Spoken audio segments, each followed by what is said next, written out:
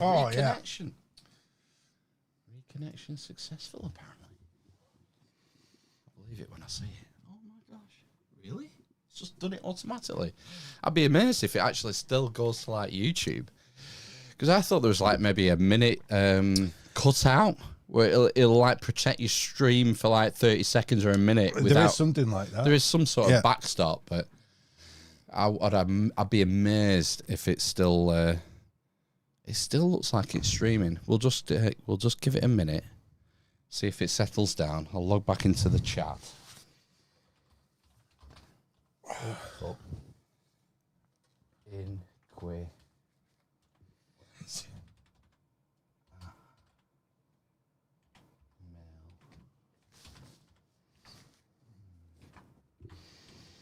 Balls.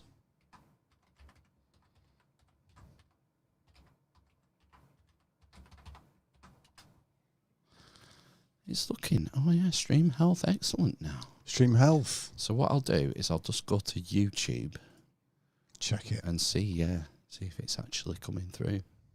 I'd be amazed that we haven't had to reset anything and it's just automatically sort of re-upped itself.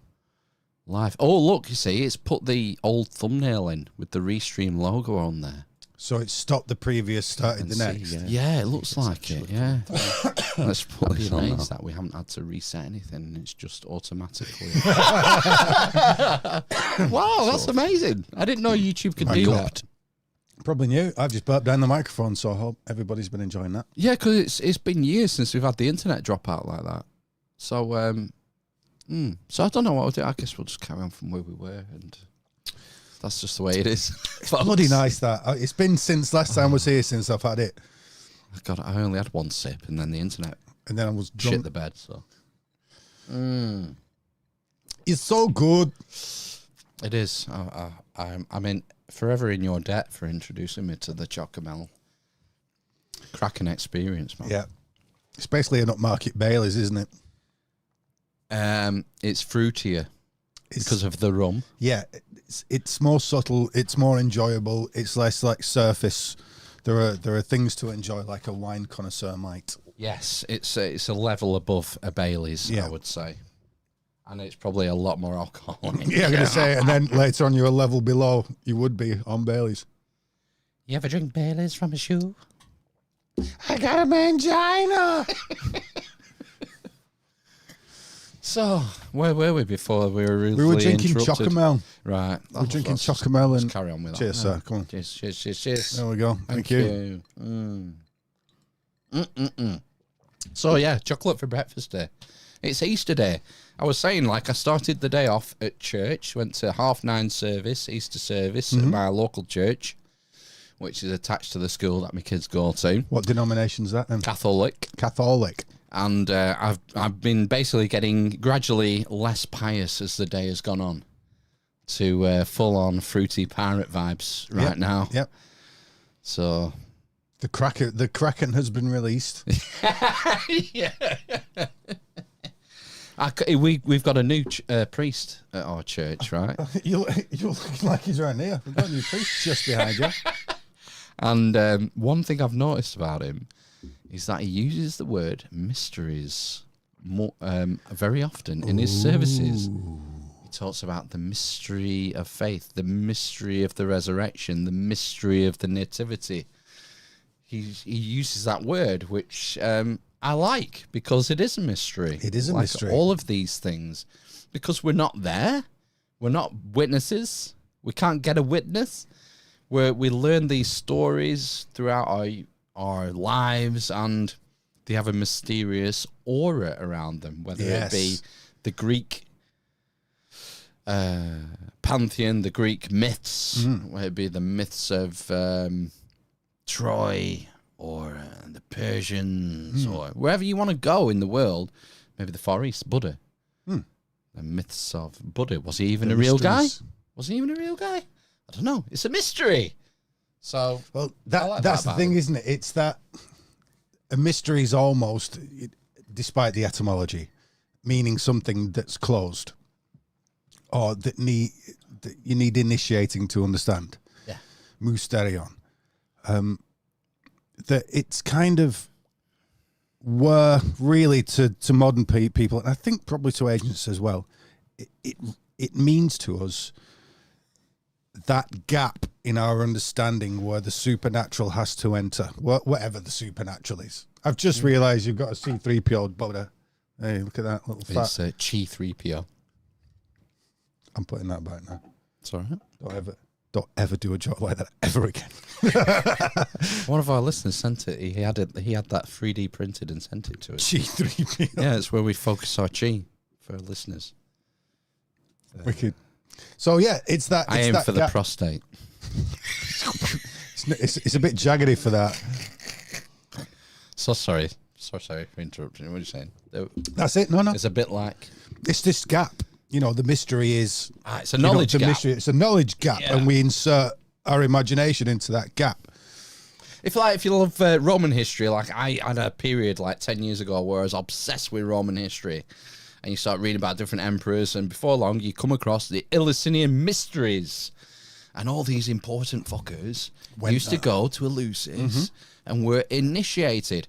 Don't talk about what you learn in here on pain of death. Literal pain of death. People were killed for it. And that creates a mystery. That's the essence, isn't it? It's like, ooh, what are they doing in there?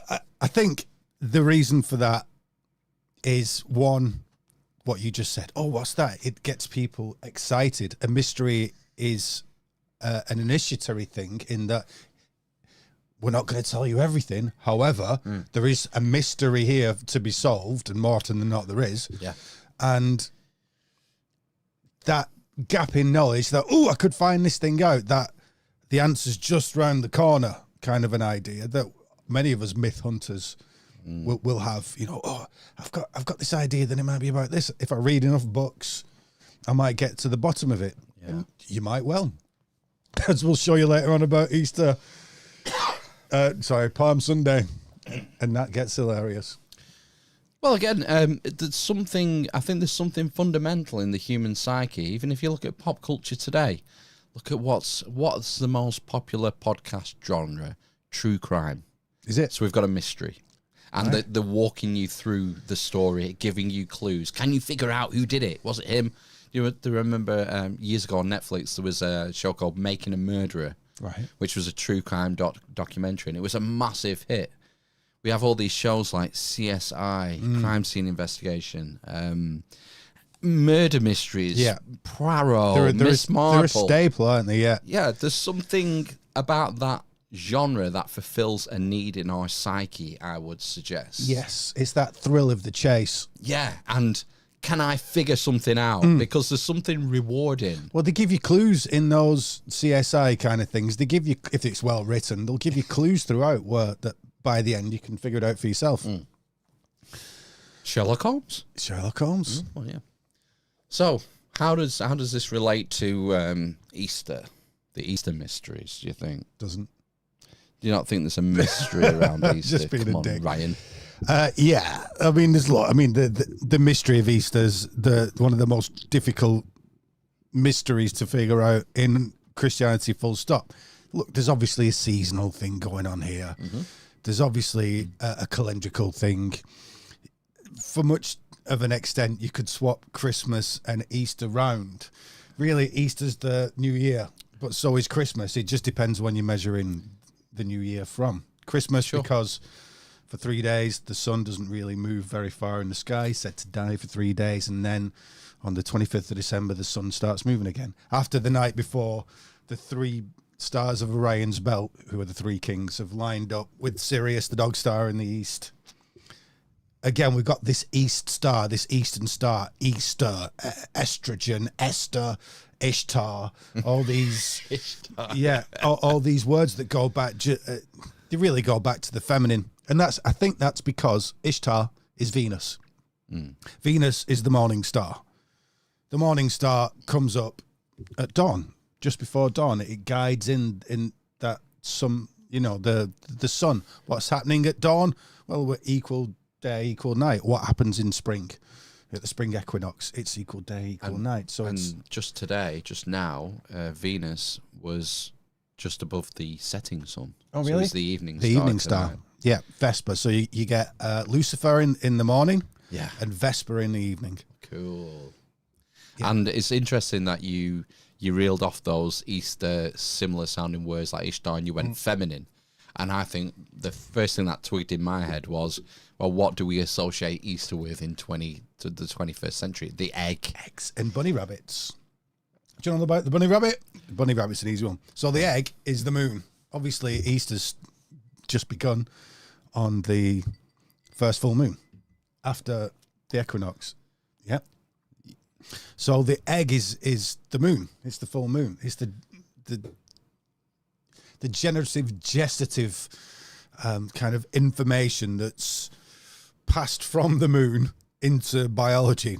And that sounds ridiculous, but you think about crabs spawning or jellyfish turning up on a beach or women after 9 months having a baby or the monthly cycle. The menses. Yeah. Yeah. So there are all these things to do with, life on Earth seems to gestate with the cycles of the moon. And on the moon is a shadow.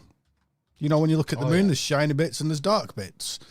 Well, you'll see that there's a bunny rabbit shadow. And I will say bunny rabbit shadow on the moon on the left-hand side. All that shadow makes up a bunny rabbit. And you can see it's got 2 ears, if I turn the right way. It's got 2 ears and a little fluffy tail on it and everything. It looks like Thumper, like a proper bunny rabbit. I've never even noticed that. No. And that's where you get your rabbits from. And the Easter egg hunt is probably looking for mushrooms. This time of year is very similar to autumn, which is mushroom season. And sometimes you get the odd flush of mushrooms because the circumstances are right. You won't find many, but you will find them. So one of the most graphically obvious mushrooms is the red and white mushroom, the fairy tale mushroom, Eumerio mushrooms, Amanita muscaria, the fly agaric. So they will pop up at this time of year, but you got to go and find them because they're quite rare. Because really they should have been up in autumn, but they're coming up at this time of year. Right. And if you just like the original Christmas presents, the original Easter eggs were red with white spots on them. What's red with white spots on it? The fly agaric mushroom. Okay. Plus, we'll bring that even further in a minute when we decode what the hell Palm Sunday is all about. Right. Yeah. That was Palm Sunday. That's the entry to Jerusalem, the triumphal entry of Jesus Christ into Jerusalem on the back of a donkey, famously. And fantastically put. Yeah. Throw the palm leaves at his feet as a sign of... is it a sign of peace? I can't remember the connotation of the palm leaves. I can't say. If I say no... Oh, no, yeah, I don't know. Spoilers. If I say no, Phil, you are the only show that I ever do slides for, so to waste the slides would be a terrible thing. Yeah, we've got a few to go through, so we don't want to shoot our load off. Not hundreds. I've only brought 12, I think. That's a nice number. Well, nice 12's number a perfect number, really, isn't it? It is. Judging by our previous chats about zodiacal stuff and tarot and 12. It's like I was doing an Easter quiz before, and one of the questions was, how many stations of the cross are there? 14. Is it 14? I said 12 because I thought it's going to be zodiacal. It's 14. Is it 14? And I thought, 7 on each side. And my pattern's 14. But anyway, who knows? Are we still on here? The internet. We've got Storm Dave, by the way, hitting through the area, and the internet at my house has dropped out since yesterday evening. Oh, gosh. Oh, by the way, if anybody's watching this, there's one person in particular. You asked me for a rope dart video. You know who you are. We've had confirmation. Sniper Mike's there and Modern Medwire's there as well. Watching. It's Modern Medwire. I'm so sorry, darling. I didn't mean to miss it last night. We don't have internet down my way because of Storm Dave. It's got a crap name, and that's the reason why it's doing crap things. We passed through the epicenter of Storm Dave last night. The Eye of Dave. The Eye of Dave. And I awoke to find my my red-topped recycling bin had fallen over. Oh, no.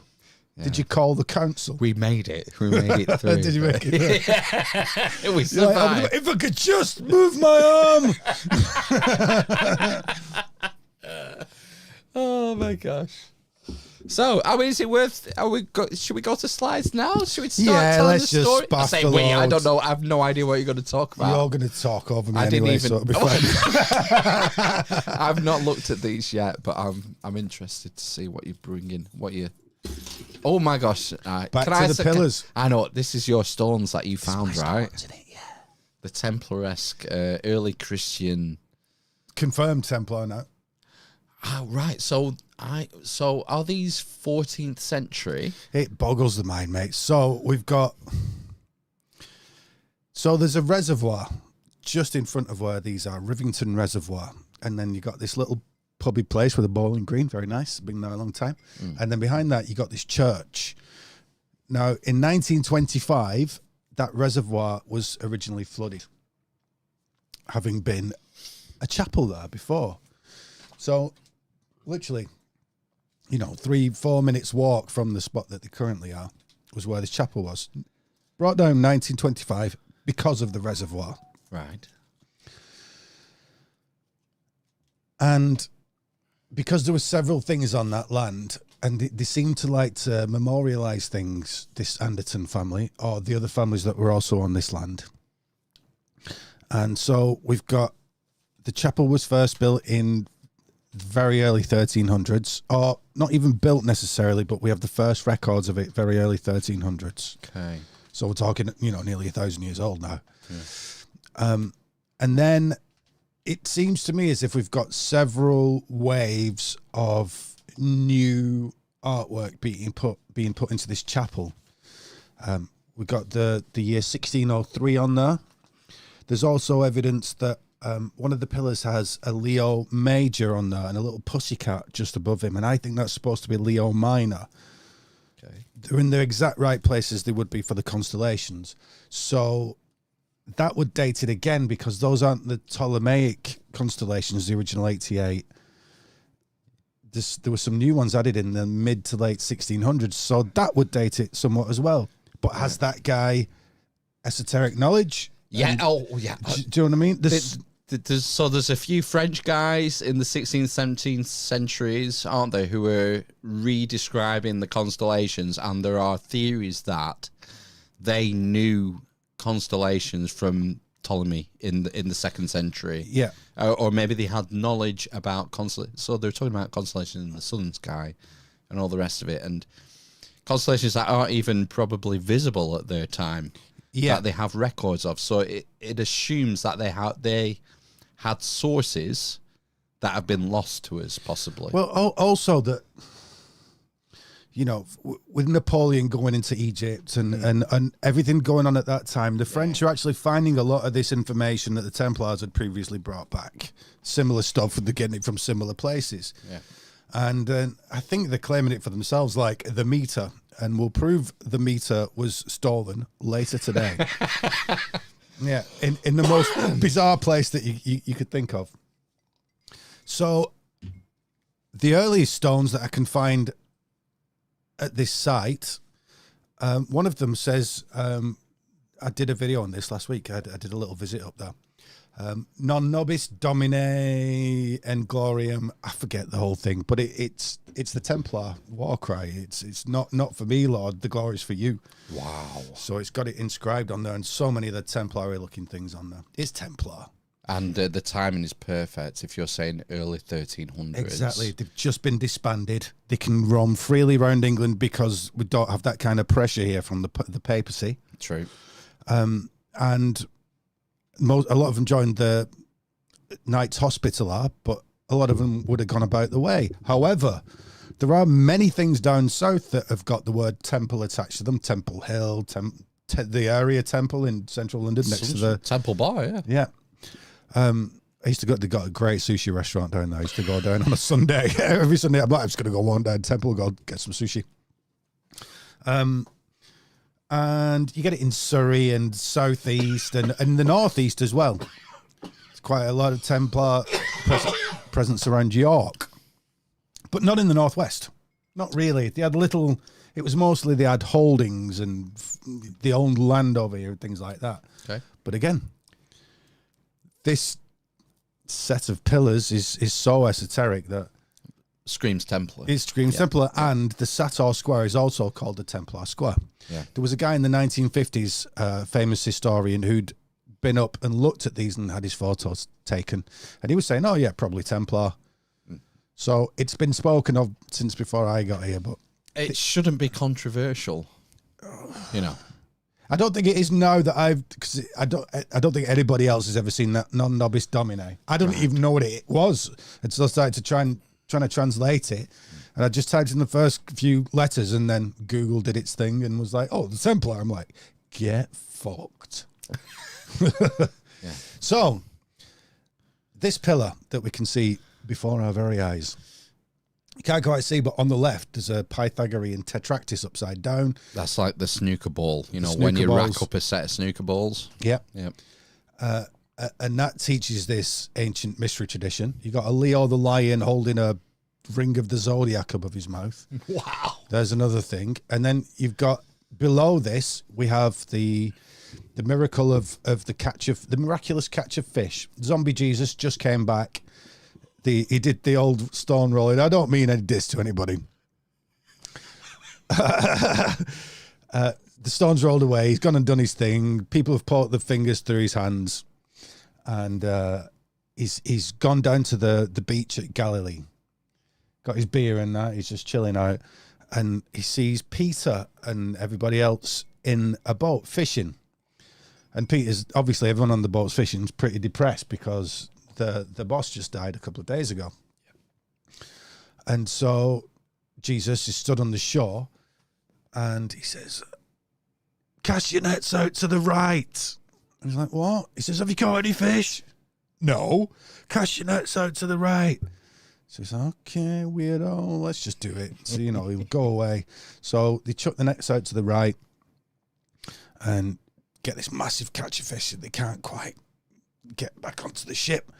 And then they're like, "Whoa, that's a lot of fish. Who is this guy?" So he comes back, and even as he first sees him, he's not quite sure. And he's like, "There are 153 fish in that catch." He says, so they counted, like, the only person that could know that would be Jesus. And he's like, "Yeah, it is me." Seems weird. It seems a bit Clark Kentish, doesn't it? That they don't recognise him. They don't recognise him straight away. So obviously, 'cause it's myth. So, sorry, everybody. Look, it's this show on a Sunday where I can tell you the truth. Should have put out a trigger warning before we started. Ryan tells the truth. Wow. I'll get in trouble. Yeah, well, I even hate that term, my truth, but, well, you know, make up your own bloody mind. Don't listen to me. It's your truth. Listen to the evidence and make up your own mind. Oh, we got evidence. Say. Yeah, and I never come without that. So that tale is told about Pythagoras hundreds of years before. Okay. Pythagoras goes down. It's the Olympic Games are on. Pythagoras, famous vegetarian, taking a mosey down to the shore, sees the fisherman, and he goes, "Fisherman, if I think he pays him for him anyway, or something goes on." He says, "Look, if I can guess how many fish are in that net, will you chuck them back?" He goes, "Yeah, you'll never guess that. If not, you're going to pay me for them." Some arrangements worked out. And so he says, "There's 153 fish." And he counts them. He's like, "Bloody hell. Jesus Thagoras. There's 153 fish, so I will happily throw them back." So what is that? Well, the fish is the vesica piscis, which is those two circles that are the foundation of Euclidean geometry and Masonic geometry and sacred geometry. Geometry. Yeah. It is a miracle. When you look at the different means that come out of the square root of 2, golden ratio, square root of 3. Now, square root of 3 is important here because as we put those two circles together, you can imagine there's this fish kind of shape, the Jesus fish in the middle. Yeah, the Christian symbol of a fish. I'm doing that with my nose, Yeah. like that. If you can watch the nose. There we go, the Jesus fish. Now, to get that ratio correct, it is square root of 3 from top to bottom. So you have a ratio of 256, or is it side to side? So top to bottom, 256, side to side, 153. There's your 153 fish. And famous chap whose name I have totally forgotten now, John Mitchell. It's written John Mitchell. John Mitchell had worked all this out, and what he did was, if you can imagine in that Vesica Piscis, if you made it with straight lines, it'd be a rhombus, like a diamond shape. So he cast, and a net is rhombi, is it not? Right. Many diamond shapes. So he cast that out to the side, to the right side, even though there's another layer of meaning to it. And it turned out the 153 rhombi. It's all to do with this same square root of 3. So there's a mystery there. You can prove the mystery. It's usually maths or drugs. The other side of this mystery is that when you cast your net to the right, which is the right hemisphere of the brain, which is the feminine side, that you're able to do a lot of these mystical, as in mysticism, tricks. That you, that side of the brain is seen as being more intuitive, yes, and less tangibly focused. Yeah, intuition, female intuition, it's the feminine side of the brain. Yeah, the best example, maybe. The subconscious, the dream, the moon, chaos. Chaos. But you find things in the chaos. So what are fish? Fish are denizens of the deep. What is the deep? It's the waters, it's mind, it's memory, it's this feminine side to your brain. The masculine side would be the intellect, somewhat androgynous. The sword. The sword, phallus. Yeah, the phallus. The dividing rod. Yeah, and the pointer, the thing that keeps your attention going, the daylight consciousness. The nighttime consciousness is the right-hand side of the brain, also linked to the heart and things like that. It's your feelings. It's the woman in you, and you go to those parts. The subconscious has a link to the unconscious. It's the shallows where the fish can come up. You can catch those fish of the unconscious, and that's why you would cast it to the right side of the brain for healing, basically. All right. Because those fish that come up are truths about you. And if you can catch them, then you can reveal something. Tobin. I forget his name. Blind Tobin from the Old Testament. He sends his son off to go on this mission, and halfway, he actually sends his son off to go and get 29 pieces of silver, which is a month. Right, okay. 29 and a bit days in a lunar month. A lunar month, and the moon is silver in this kind of stuff. Silver, right, yeah. So he's out with an angel. He doesn't know he's an angel, but he's out with an angel. And the fishing, and the fishing in, is it the Euphrates? Somewhere like that. Tigris. It's Old Testament, yeah. Or, I think or the the Jordan. No, they're on the way to Iran, basically, to Persia. So I think they're fishing in the Tigris, and as soon as he puts his hook in the river, this big fuck off fish jumps out and swallows his leg, and he's like, "Don't panic! He's like, "I'm fucking panicking, mate." So he grabs the fish, pulls it off. He says, "Look, when you kill it, when you've bashed its brains out, go right into its head, squeeze out the stuff from the inside, and you can make a medicine from it." And your blind father, the reason why he's been sent out on this mission is because his dad can't do it because he's blind. He needs to go and pick up this money he's owed. He said, make a medicine from it, and the scales will drop from your father's eyes. It's the same idea. It's these, you're going down fishing for the stuff, and you can make... There's philosopher's stones linked to the middle of fishes and toads' brains as well. But that's a story. For another time. But basically what you're doing is getting down to the essence of things and extracting it. Toads and fish toads sit on the edge. Right, they're amphibious. So they're balanced between the unconscious and the conscious. Fish. The waters below and the land above. Yeah. Fish swim up from the depths. So he's getting it, fellas. He's good at this now. It's an analogy. It's an analogy, yeah. But all you need to be able to do to get all this stuff is just ask yourself questions. Right. What are these things? What do they do? What does the horse do? What does the horse do? Consider the lily. Yeah, consider the lily. So back to the slides. What were we talking about the slide? We were, yeah. Should we move on to the next one? So we described it. Or we're going to stay on the pillar. There's something. So else that's the one below this. Now, what the hell that is, I didn't know. When I first looked at it, I thought Palm Sunday.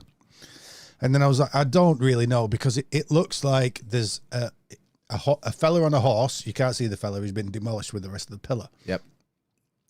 But to the bottom right, there's a chap there. First of all, I thought he's getting stamped on. And then I thought, wait a minute, it looks like he's ploughing the folds, of the field there. Right, yeah. He's got this tool in his hand. And I thought, is it a ploughing tool? Is it a scythe? Is it a... Then I thought maybe he's got his jacket there and he's got the seeds in it and he's spreading the seeds, because you can see plants as well. I know it's tough to see on this one. Underneath him. There's like a plant growing underneath him, and out of his back there's another one growing, and there's actually beneath the horse's belly there's what look like hay bales. Right, okay.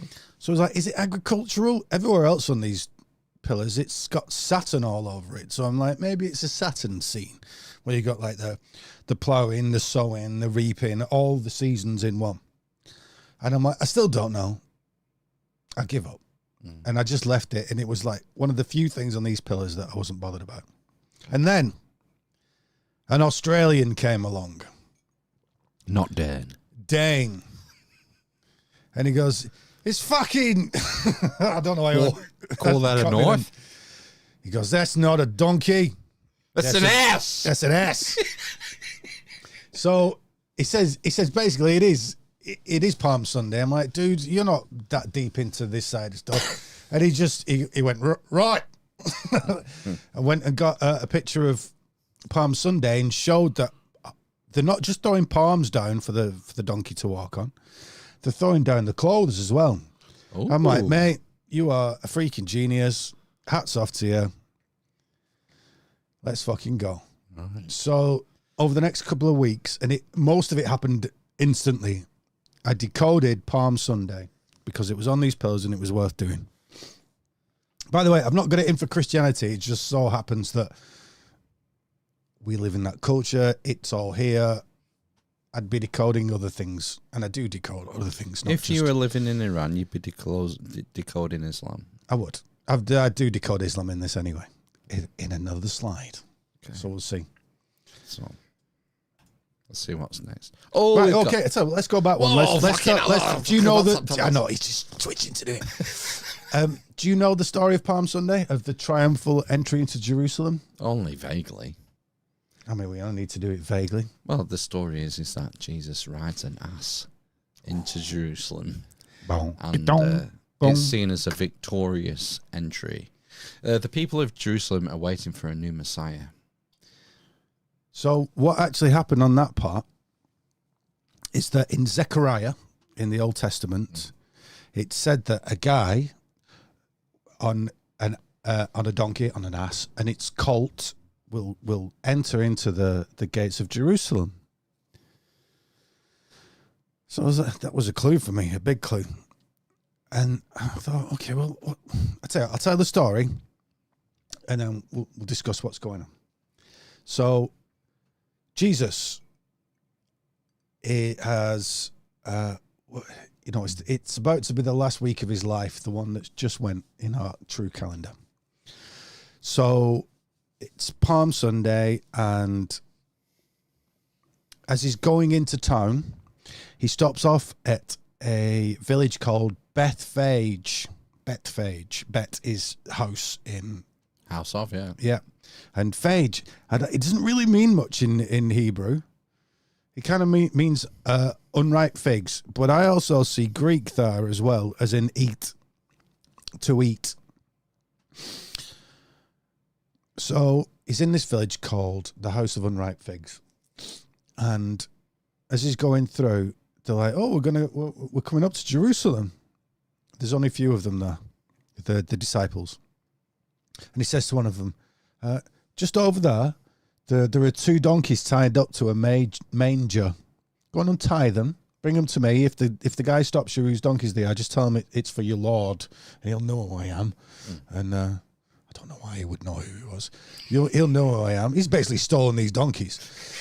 And he brings the donkeys back. He gets on the donkey. He doesn't offer one to anyone else. He gets on one donkey, has the other one next to him, and that fulfills this prophecy that was in Zechariah. So when he's turning up to Jerusalem,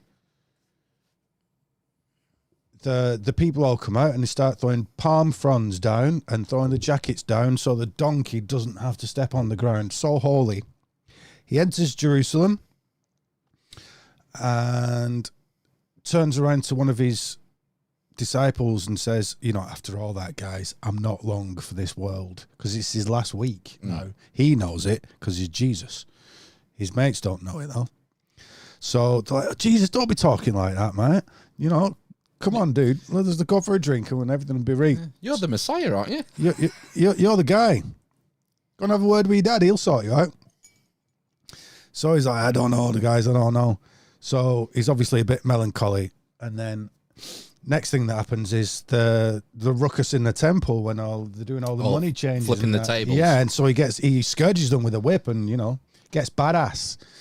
So it's a big it's kind of controversial because it's Passover week, and the idea is that you Jewish folk, they have to go to Jerusalem and provide a sacrifice, and a lot of people are fucking dirt poor. They can't provide a perfectly white sort of unblemished lamb or goat, whatever you want. So some people would have like a dove or a bird or something. What it ended up with was that people would, like the temple priests, they wouldn't accept anything that was subpar. So they'd say, like, you're too poor, Ryan, to provide a perfectly unblemished Paschal lamb. Just give us some money. I'll give you my money. We'll take some money off you, and we'll take that in abeyance of you being unable because of you're so shit and poor. Mm-hmm. And this is why Jesus was getting so fucked off. That's why he flips the tables, because you have these money changes where people are going, oh my God, it's Passover. I don't have enough money for a fucking pristine lamb, so what am I going to do? And so this economy sort of developed in the temple forecourts. It had been going on since Egypt. Yeah, hundreds of years. Yeah, developed. It had been going on a long time. And so Jesus, quite rightly, gets smegged off and gets his gets his scourge and starts whipping the shit out of everybody, turning over tables and generally causing a fuss. Yeah, big time. What, Jesus? You can't do that around here. We're the People's Republic of Judea. So then, the apostles come around like, Jesus, come on, dude. Come on, have a Guinness. It's not worth it. It's not worth it, mate. It's only money. So then Jesus then spends the next night in the house of ripe figs. Sleeps it off, wakes up the day after. Jesus is hungry. Walks down the street. He's like, no, everywhere's closed because of Passover or whatever it is. And he's like, I'm hungry. And somebody goes, oh, there's a fig tree down there. Why don't you go and eat that? So he walks down to his fig tree. For fuck's sake, there's no fucking figs again. Goddamn fig tree, you will never grow figs ever again. Curses the tree. Gets gone. End of. There we go. The story's over. What the hell was that about? Well, ladies and gentlemen, it was quite an easy one. I think because by the time I'd approached this, I'd been through school. I'd learnt my stuff. I kind of got how to decode a lot of these things, and this one was just really easy for me. So, after Phil's rolled his cigarette, we're going to go on to the first slide. Yes. No problem. Yeah, he's been waiting to do that. Okay, everybody.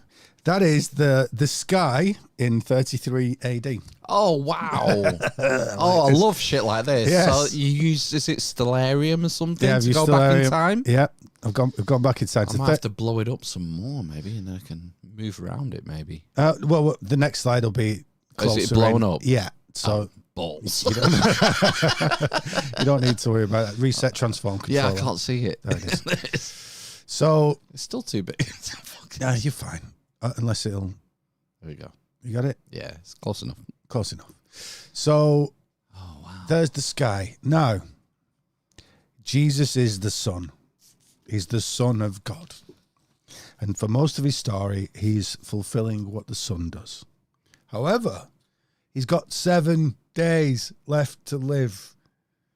What's the planet to do with 7 and dying? Saturn. So I was like, yo, mofo, what's Saturn doing at this time of year in 33 AD? Well, look, this time of year is pointless because it takes nearly 30 years for Saturn to do a full revolution around the zodiac, around the sky.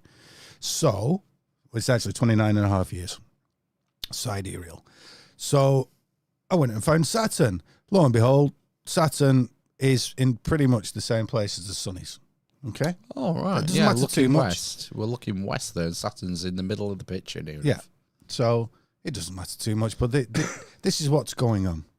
So what time of year are we actually? We're obviously in Aries because it's Passover. The Passover lamb's to do with Aries. Right. So we got Aries, Taurus, Cancer, the crab, Leo, the lion, Virgo, the virgin, and Scorpio. So Leo the lion's the middle of the year. The longest day of the year happens on the first day of Cancer.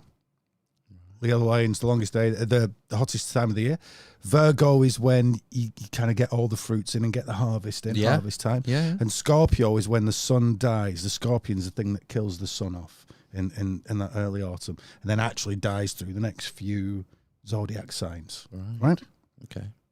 You can see that reflected in Judas' kiss. Judas is Scorpio, Scorpion's kiss. When he gets stung by a scorpion, it looks like a pair of lips. Right, so that said. So if you go on to the next slide, please. Right, could you just do your thing on that? At this time of year, in this year, in 33 AD, the year it's supposed to be, and for the year before and the year after,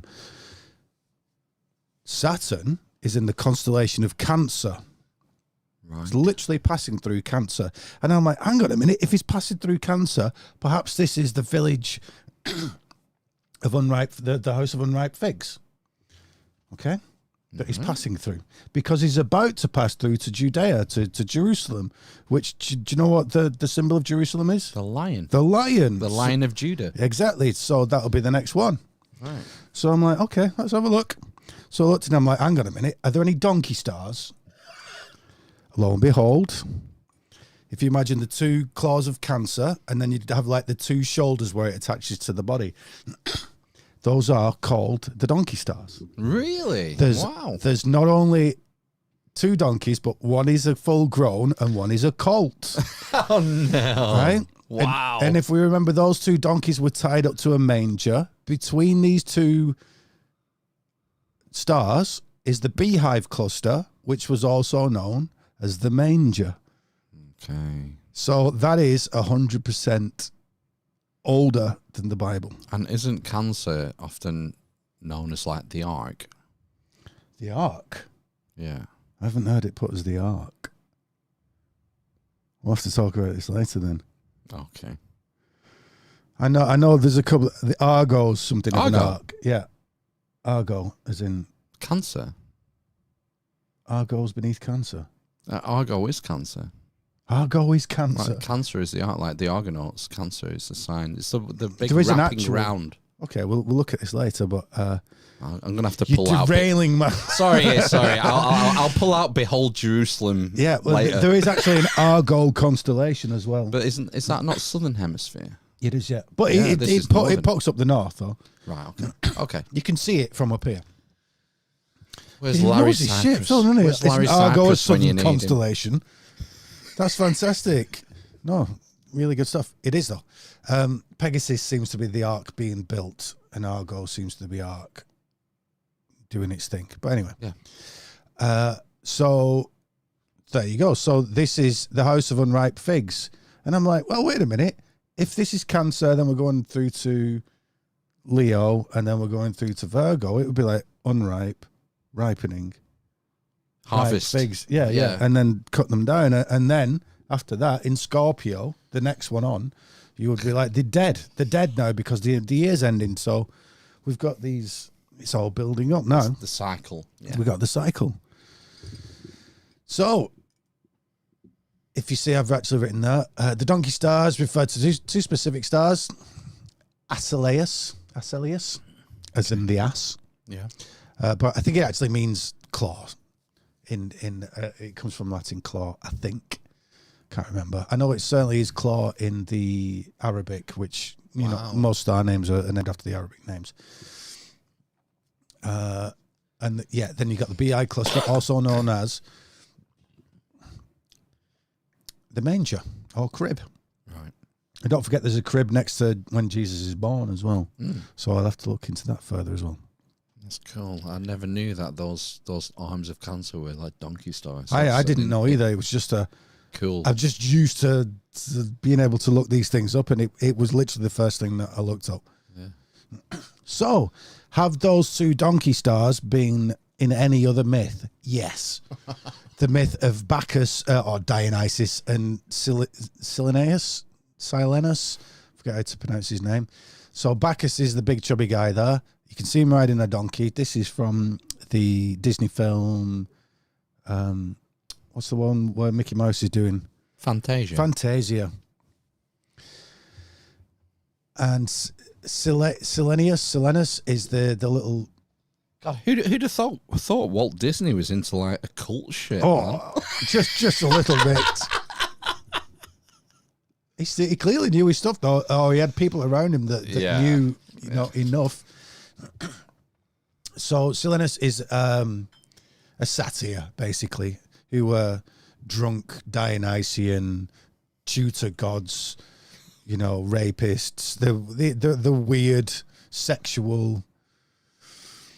These bacchanalian creatures, essentially, which is, they do what they want to when they want to, but there's a certain... Kind of like furries today. Yeah, but with wisdom. But they got something to teach you instead of a disease to give you. Oh, God. So are these two girls at the back, are they the donkeys? They've got like zebra bottoms? The donkey, he's sat on the donkey. Oh, he's sat on a donkey. And he's given it a cornucopia on its head, I noticed, in a unicorn. Corn meaning horn. Yeah. So I don't know what's going on there. I didn't look into this myth too much, but I know it's when they are going up to the battle for Mount Olympus against the Titans and against Typhon. So it's a big deal. And then I was reminded that the oldest picture of Jesus that we have, the oldest Christian image, is Jesus as a donkey. So this is graffiti. Yes, this is Roman graffiti from maybe I want to say early 2nd century, something like that. Yes, it's not early. long after. No, and it was found. I'm stumped now, but I know this image. It's I want to say where it came from. I guess just in Rome somewhere. It must have been on a temple or something, or maybe in the catacombs or whatever. But no, because it's mocking Jesus, isn't it? They're showing him with a donkey's head. Is it mocking though? I would say so. I'm not sure. I mean, that's assuming. Look, I don't think it's a Christian image. I think it's a Roman image mocking the Jews, the Christians. I've heard similar, and that's the assumed thing, but I'm not sure. That's all I can say. No, we weren't there, mate, were we? No. So we just have to interpret what's that saying it best we underneath? can. Is that Greek? It's a bit Greek, that, isn't it? Ale. Zemenos sebet aeon. That looks like aeon. It does. Or it could be theon, a theta, if it's because there's a lambda there in that first letter, in that first word. Yeah. I don't know. There's a Pythagorean Y up top, though. Oh yeah. Who knows?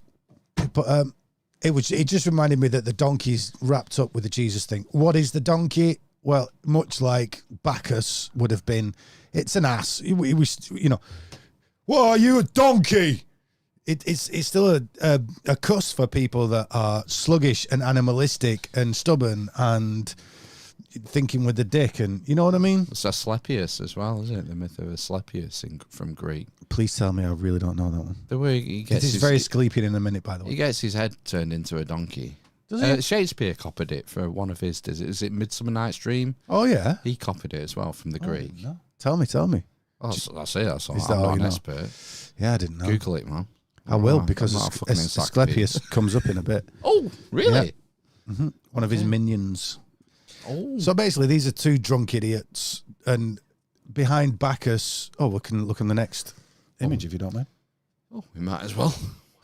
Oh, we will skip over. Oh, fuck all else to Oh, do. look at this ancient Greek artwork. Yeah, so there is Dionysus and Silenus, and they have surrounded. I mean, he's holding the what's it called?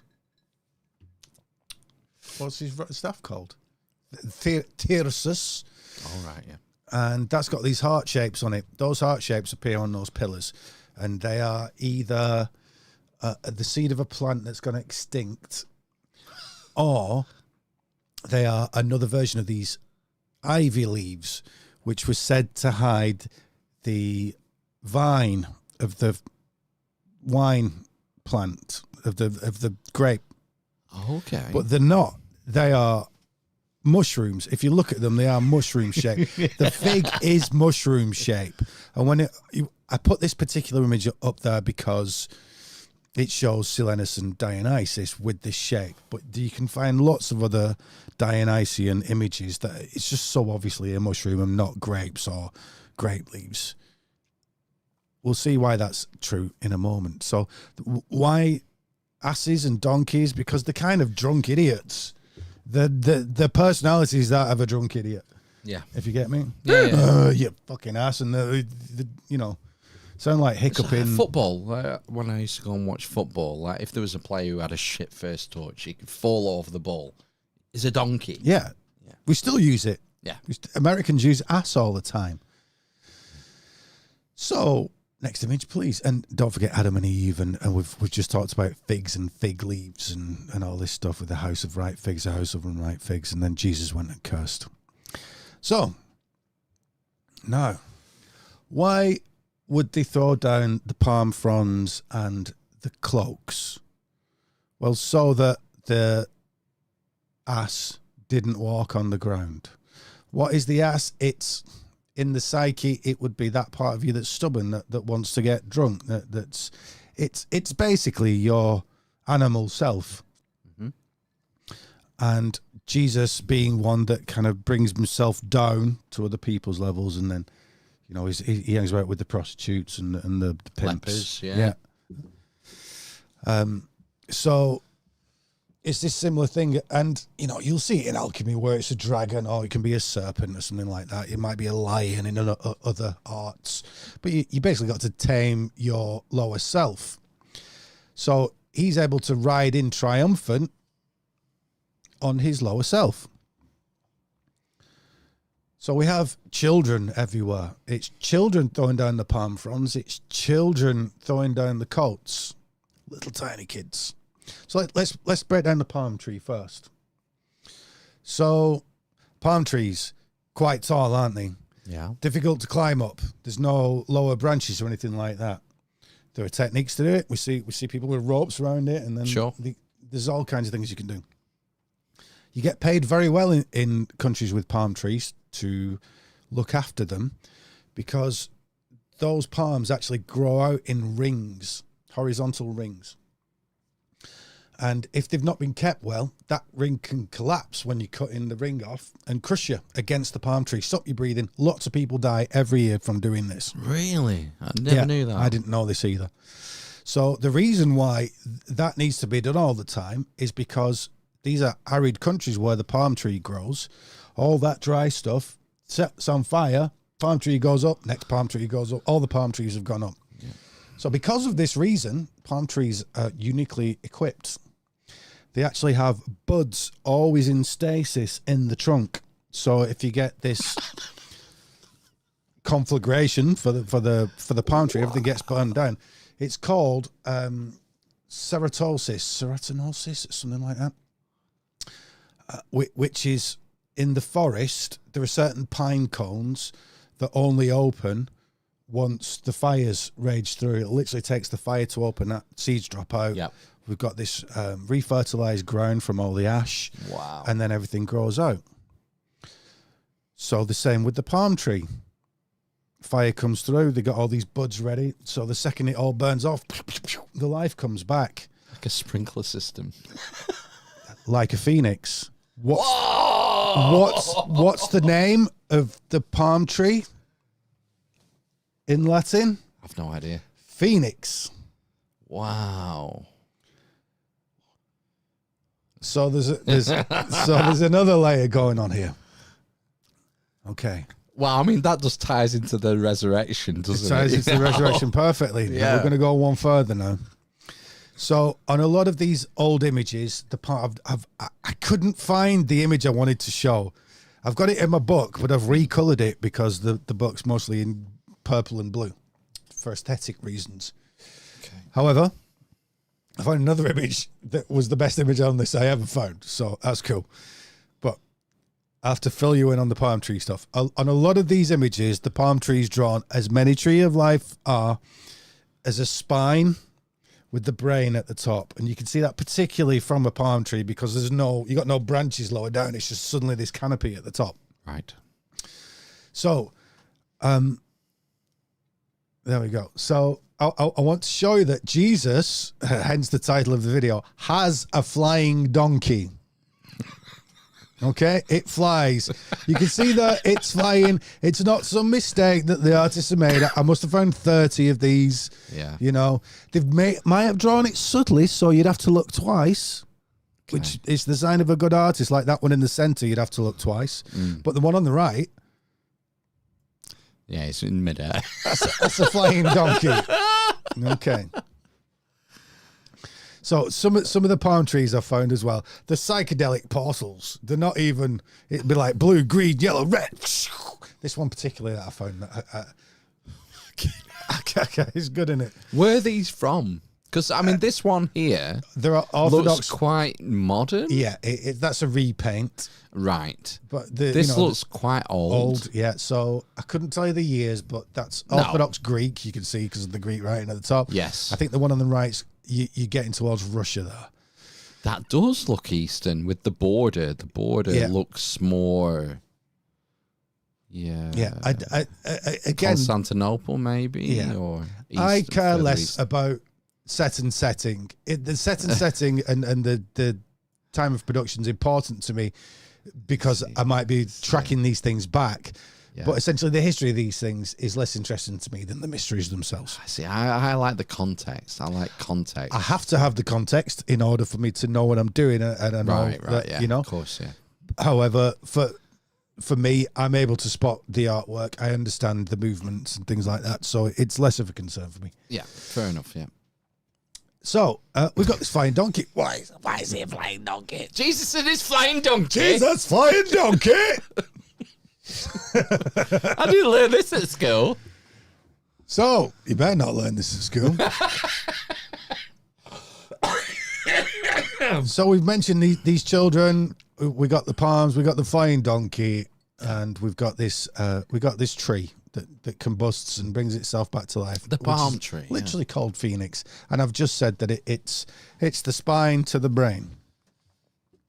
Okay. And we've seen this in the other shows you've done with us, where you have this. It's represented in all different walks of. Where you have this sort of brain. It's more like a brain stem. Yeah. That goes up and then branches out, and you can say, well, it looks like a mushroom. It looks like the spinal column going up to the brain and the two hemispheres of the brain. It's like four things. It's, as you said, there's a tree of life. Yeah. And these are always trees of life, literally.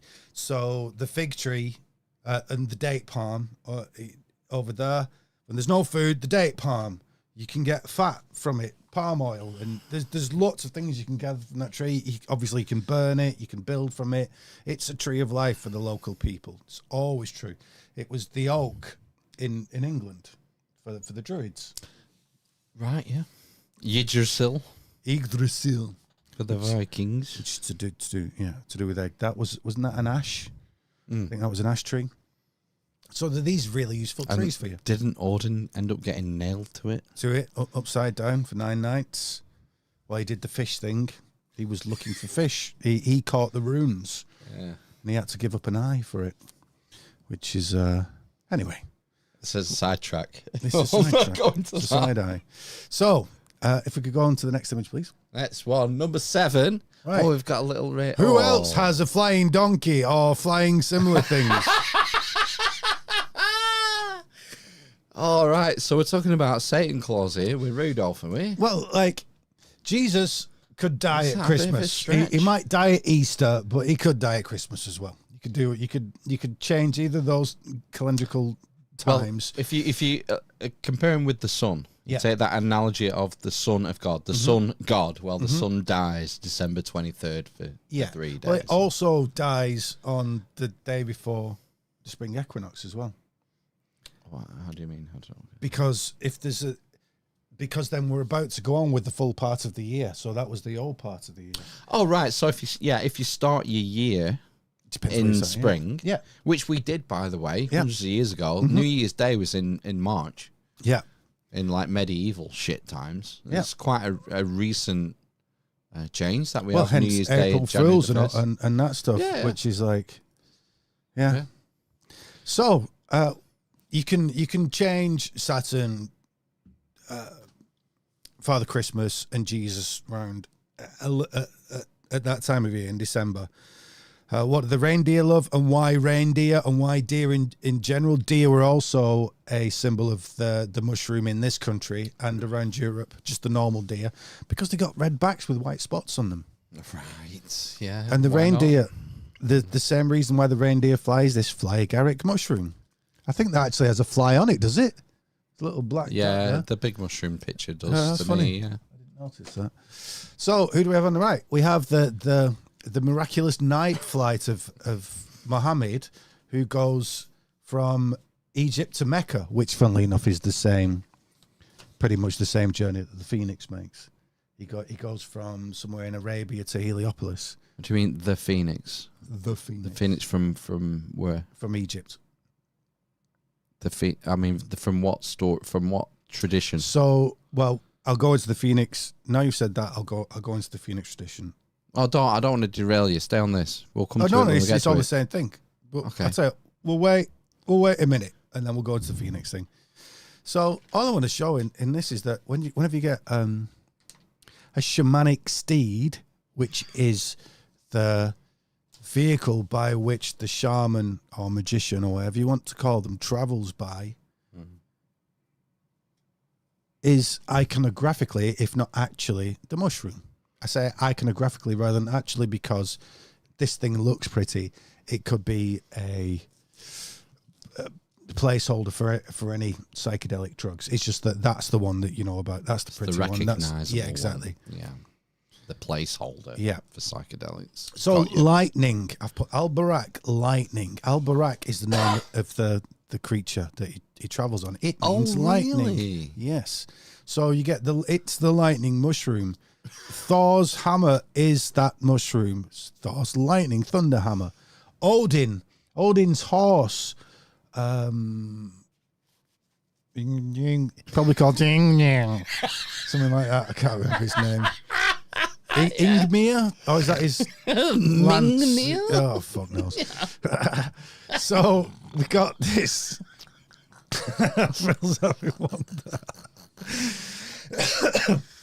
Ingving Malmsteen. What's that guitarist called? Ingvar Malmsteen. Yngwie Malmsteen.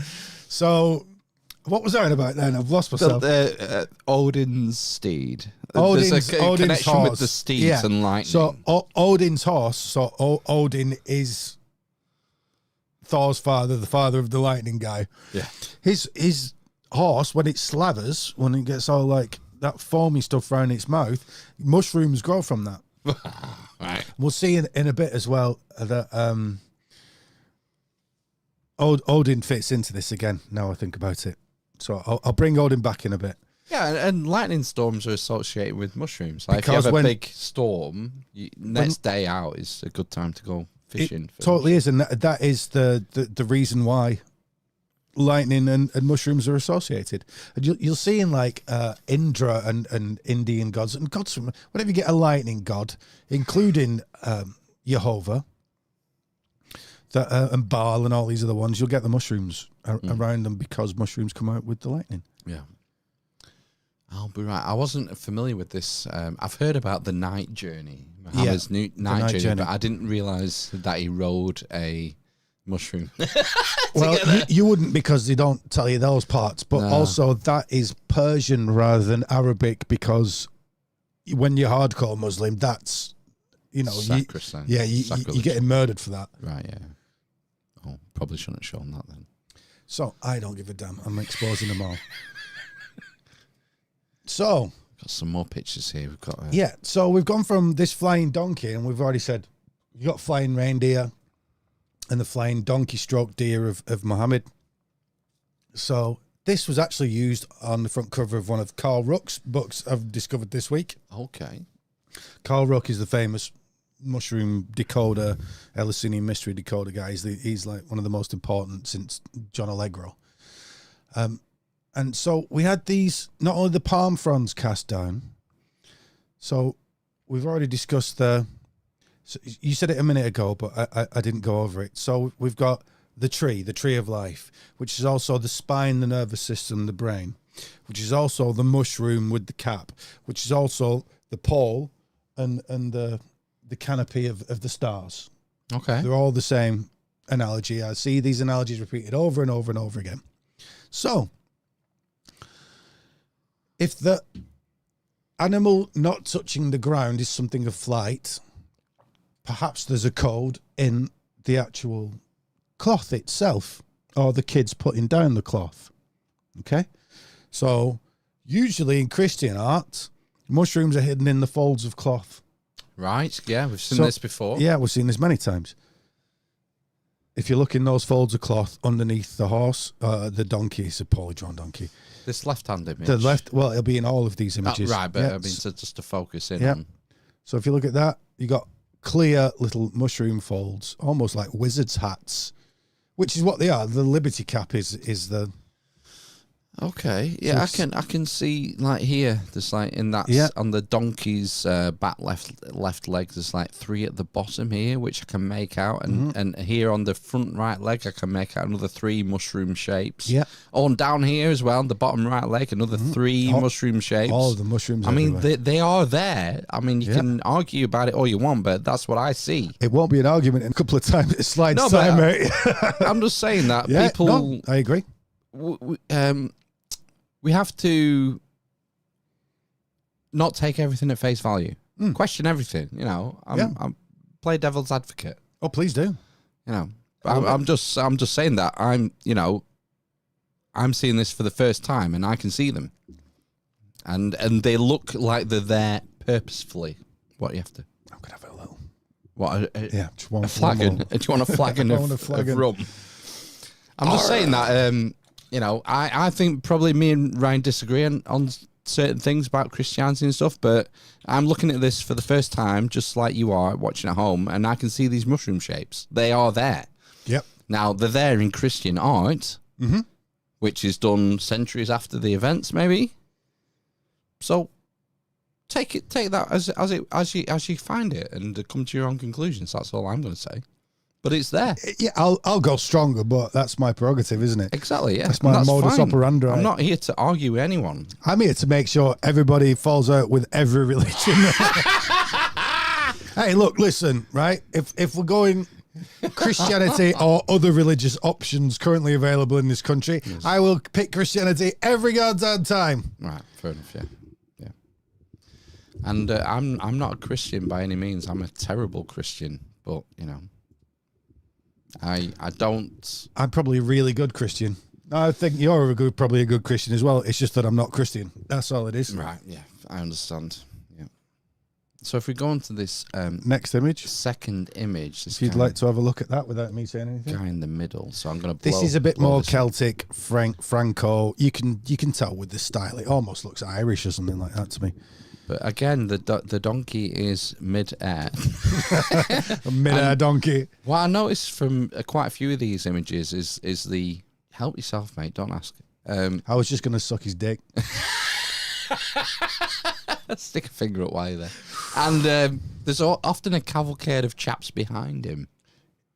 Are these meant to be maybe the apostles following behind, or what? Do you know? It's unclear. So, yeah, it's unclear, but you assume it's the apostles. Because often they look elevated, like they're catching Jesus' wave. Okay, like, you know, some of the images you sent me on Facebook Messenger before you sent me the slides. Oh, right, those images. Yeah. Those personal images. Not the personal ones.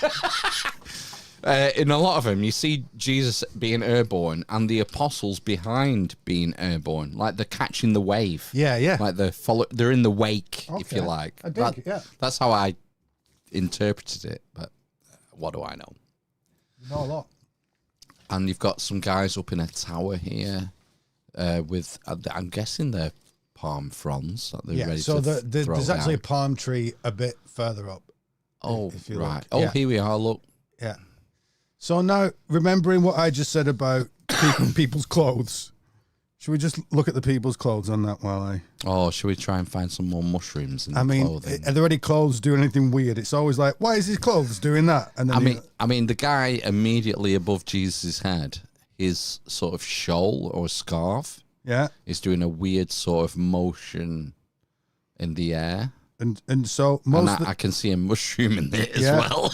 Most of the time, it's a pleat brought around the back, so the gap will be the stem, and then it's kind of ruffled around the front, and that makes the cap almost every time. Yeah. I wish I'm struggling to blow it up because I've blown it up so much so far. Let me just go back You to this. can see it in Jesus's little, that unusual little coiffed. Behind him, yeah. There's another one. You can see it in his skirt as well. And if you look in the actual cloth that's beneath the donkey. Yeah. I follow you. There's weird shit going on in the iconography. Unnecessary. Why you're bringing attention to it every time by things don't move that way, things don't form. Look at this guy. So behind Jesus, you've got this sort of main apostle in white. Yeah. And then behind him, this guy in red and green. Yeah. And just the cloak behind, I mean, they look like mushroom caps just down round his pelvic region. Yeah. Yeah, it's hard, isn't it? It's like, it looks like it's there. It doesn't, is it pareidolia? Pareidolia. Or is it there on purpose? It's there on purpose, but we'll only find that out in a couple. I've got to give you the mystery before I give you the proof. No, that's fine. Yeah. So we'll move on to this next slide. This is like a red, pinky picture. This looks older to me, but I could be wrong. I think this is French, this one. Right. So we've got, that looks like a girl there on her knees at the bottom. Yeah. We've got people throwing clothes around. What shape are most of the clothes? They look at cone shaped. It's like capes, like a neck hole at the top and then spreading out into a like the cap of cylinder. A mushroom by any chance? So what about the palm trees? What shape are the palm trees? Well, they're usually slim all the way up and then they sprout up at the top. So what are these palm trees like? So these... Well, these are strange trees, aren't they? They they branch up. They branch off halfway up, and then into many branches. I mean, they don't look like palm trees at all. They look like Liberty Cap mushrooms, but that's not the ultimate proof. I've got one so much better than this. So that's weird, though, isn't it? At the very least, you could say that's weird. As an argument against it, you could say they drew everything weird in those days, and trees are weird, and everything's weird. The people are weird. I mean, it looks nothing like the entry to Jerusalem that most people picture in their head. No. But these French guys had it in their head to, paint all these kids up in treetops. It's all very kind of psychedelic and multicolored. The buds on the end of all these stems. So I will say about the kids going up the tree. So what is it about the palm tree? So it symbolized victory over death. after Palm Sunday, they burn all the palms and then rub it on your forehead, which is very much like a Mithraic, the lion grade initiation for, or is it soldier, for Mithras. I'm pretty sure it's the lion. This is Ash Wednesday. Ash Wednesday, and they give you this moribund phrase, don't they, to repeat. They say, thou art dust, and unto dust thou shalt return. Which is good, I think. It's I a good think message. it's memento mori, basically, isn't it? Remember that you'll die. So, what does that represent? Well, it represents the same thing as the phoenix. It's Jesus' rebirth after death. Death is not the end. If you're a Christian, you will be reborn in the heavenly realm, kind of thing. And Jesus will be reborn in a few days' time. So, do you have a lighter? Let's see. So, next slide, please. Hello, everybody. There we go. Okay, now, these kids. Whenever I see kids, there aren't many kids in the old myths. Not really. But one of them is Aquarius, Ganymede. Right. So, Ganymede, I'll tell you Ganymede's story quickly. Ganymede, handsome young man. Young.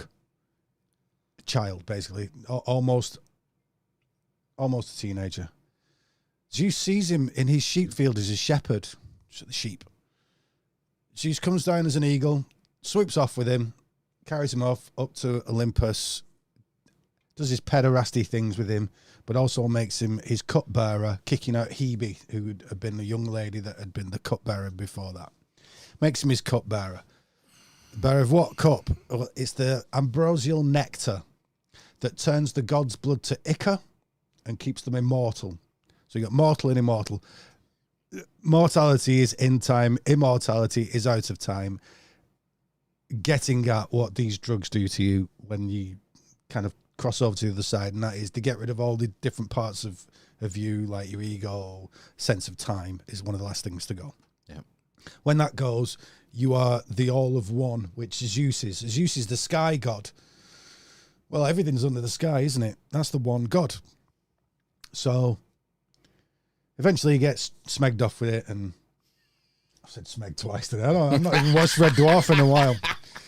So he gets peed off with it and throws a tantrum and knocks over the ambrosial nectar, and it causes either the Eridanus or I think possibly the flood. I can't quite remember if it causes the flood, but that wouldn't make sense. The Deucalion The flood. Deucalion flood, yeah.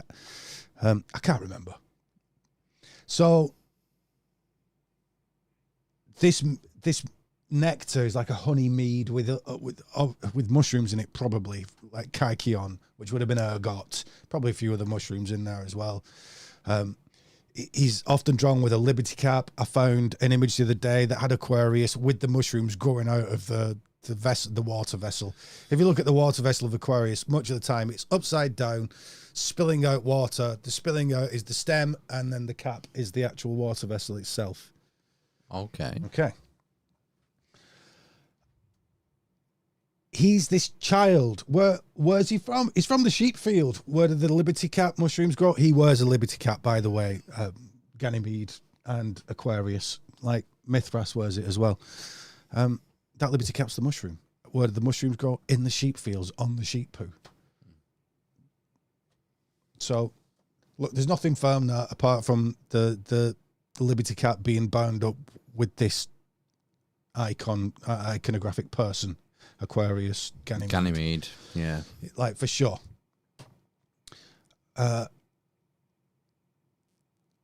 Honey, I'm going to do an episode with Shan, who's on here. Hello, Shan. With Melissa this week on Wednesday. So if you want to know more about that side of things, come and tune in to... Is that on your channel? Where's that going to be? No, so that's going to be on Mercurial Pathways, Melissa Right. Campbell and Shan Beast, the modern medwork, who's in the conversations there. When's that? Midweek? Thursday. Wednesday? Yeah, midweek. Thursday. I think Thursday. Thursday. So we got this child. That's one of the few children that really stay a child. You know, most children in the Greek myths grow up if you get me. You know, it'd be young Zeus is suckled by this goat with the cornucopia, grows up. Ganymede doesn't. Asclepius, we said the Asclepius before.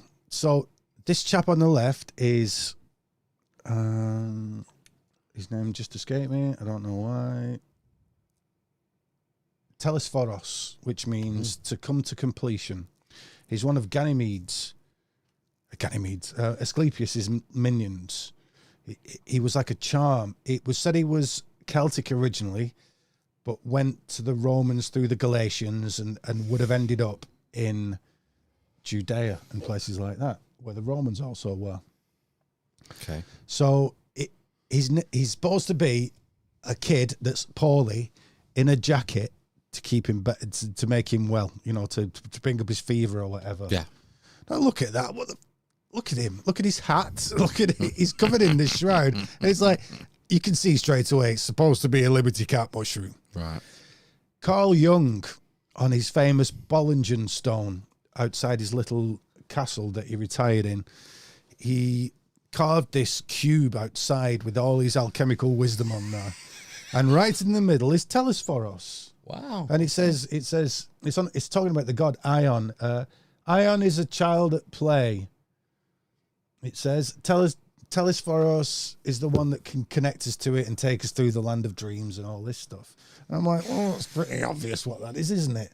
It's the mushroom god.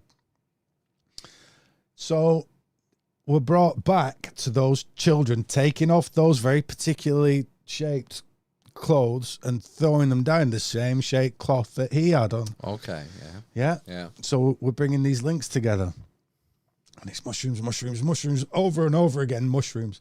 But you're like, apart from the flying donkey and the phoenix palm, it doesn't seem to have much to do with mushrooms, almost like it's been cobbled together. I don't know. That would make more sense to me.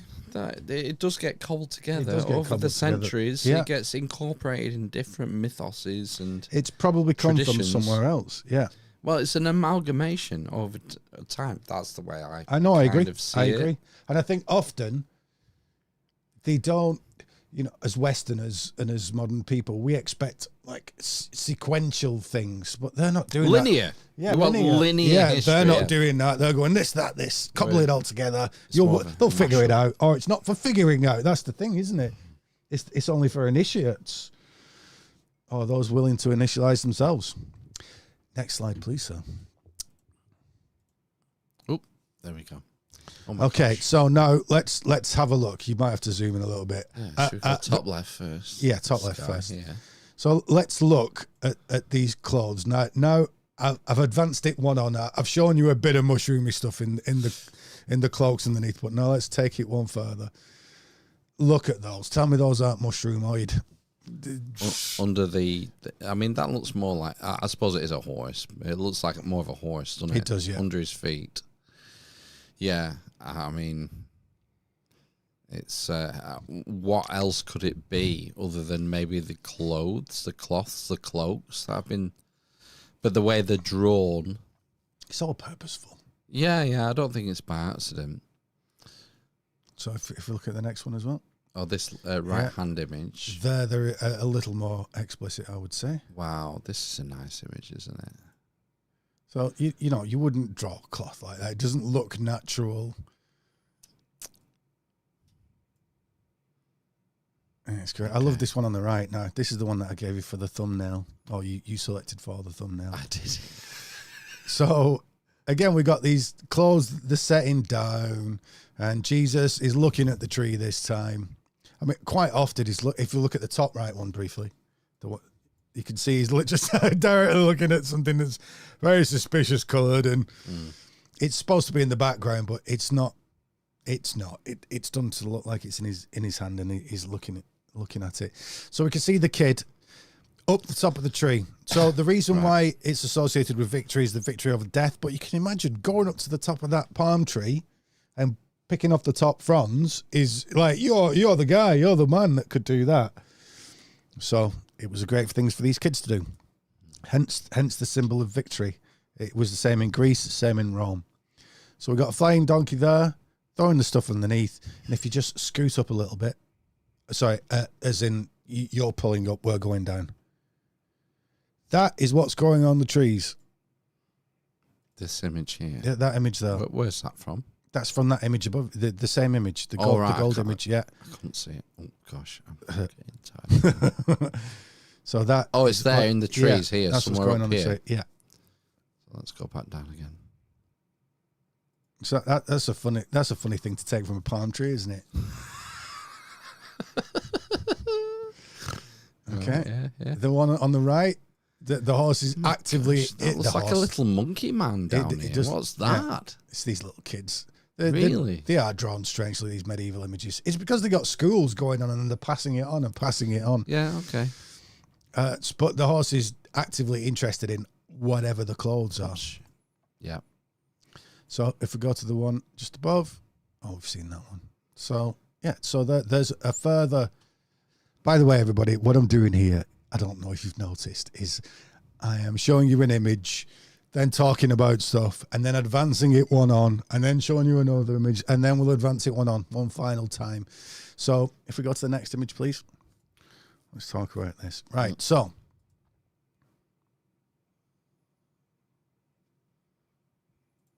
There we go. So there's there's natural Roman phoenix. Wow. So let's talk about the phoenix. Right, the phoenix, what's its life cycle? It starts as an egg.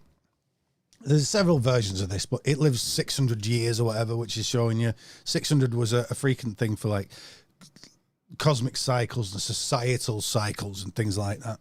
So it lives for X amount of years and then did one of a few things. One of the versions is that it went from wherever it was in Arabia and flew to Heliopolis for its last flight, would take an egg embalmed with myrrh, okay, carry it to Heliopolis, land on top of like an obelisk or similar, and it's to do with the Ben stone. I'll tell you what the Ben stone is in a minute. And then kind of immolate, and then the next phoenix will be born from that egg that it brought. Right. Okay, and here's the other one, is that and they're kind of the same myth anyway. It builds a nest from cinnamon, nard, acacia, aromatic incense things, and acacia's got DMT in it. Lots of DMT, more DMT than pretty much anything else on the planet. Right.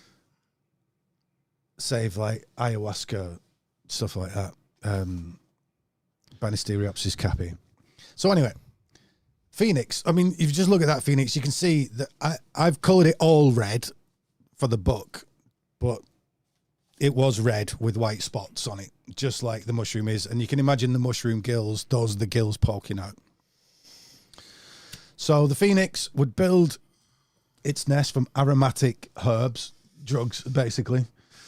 And then it would if to take one last flight, flap its wings, set on fire, turn to ash, and then from an egg or from a worm, the next one would grow. Yeah. So what's the life cycle of the mushroom? It starts off, if we look at the life cycle of the mushroom now on the right, again from the book. So bottom of that right panel, the bottom left, that's where it starts, and then it gets bigger and bigger. You can see it kind of looks like a snake or a penis or a bird coming out from this egg, and as it raises its wings, about to flap and take off from the ground, it bursts into flames. Its red top, and turns into ashes, and then from the next flush is born the next phoenix from the next mushroom from the next flush, because really the mushroom's underneath the ground in the mycelial root. Here's something cool. So in the sky, in astronomy, we have Scorpio, has 3 different signs or stages associated with it to do with other asterisms, just of a bit other constellations. So you got Scorpio, then you got a serpent, which is serpent's kaput coming off Ophiuchus. Then you've got Aquila, the eagle, and those are three of them. Sometimes that eagle is a phoenix, but there's no phoenix around. And the only phoenix added was in the 1600s, and so you can forget about that. Yeah.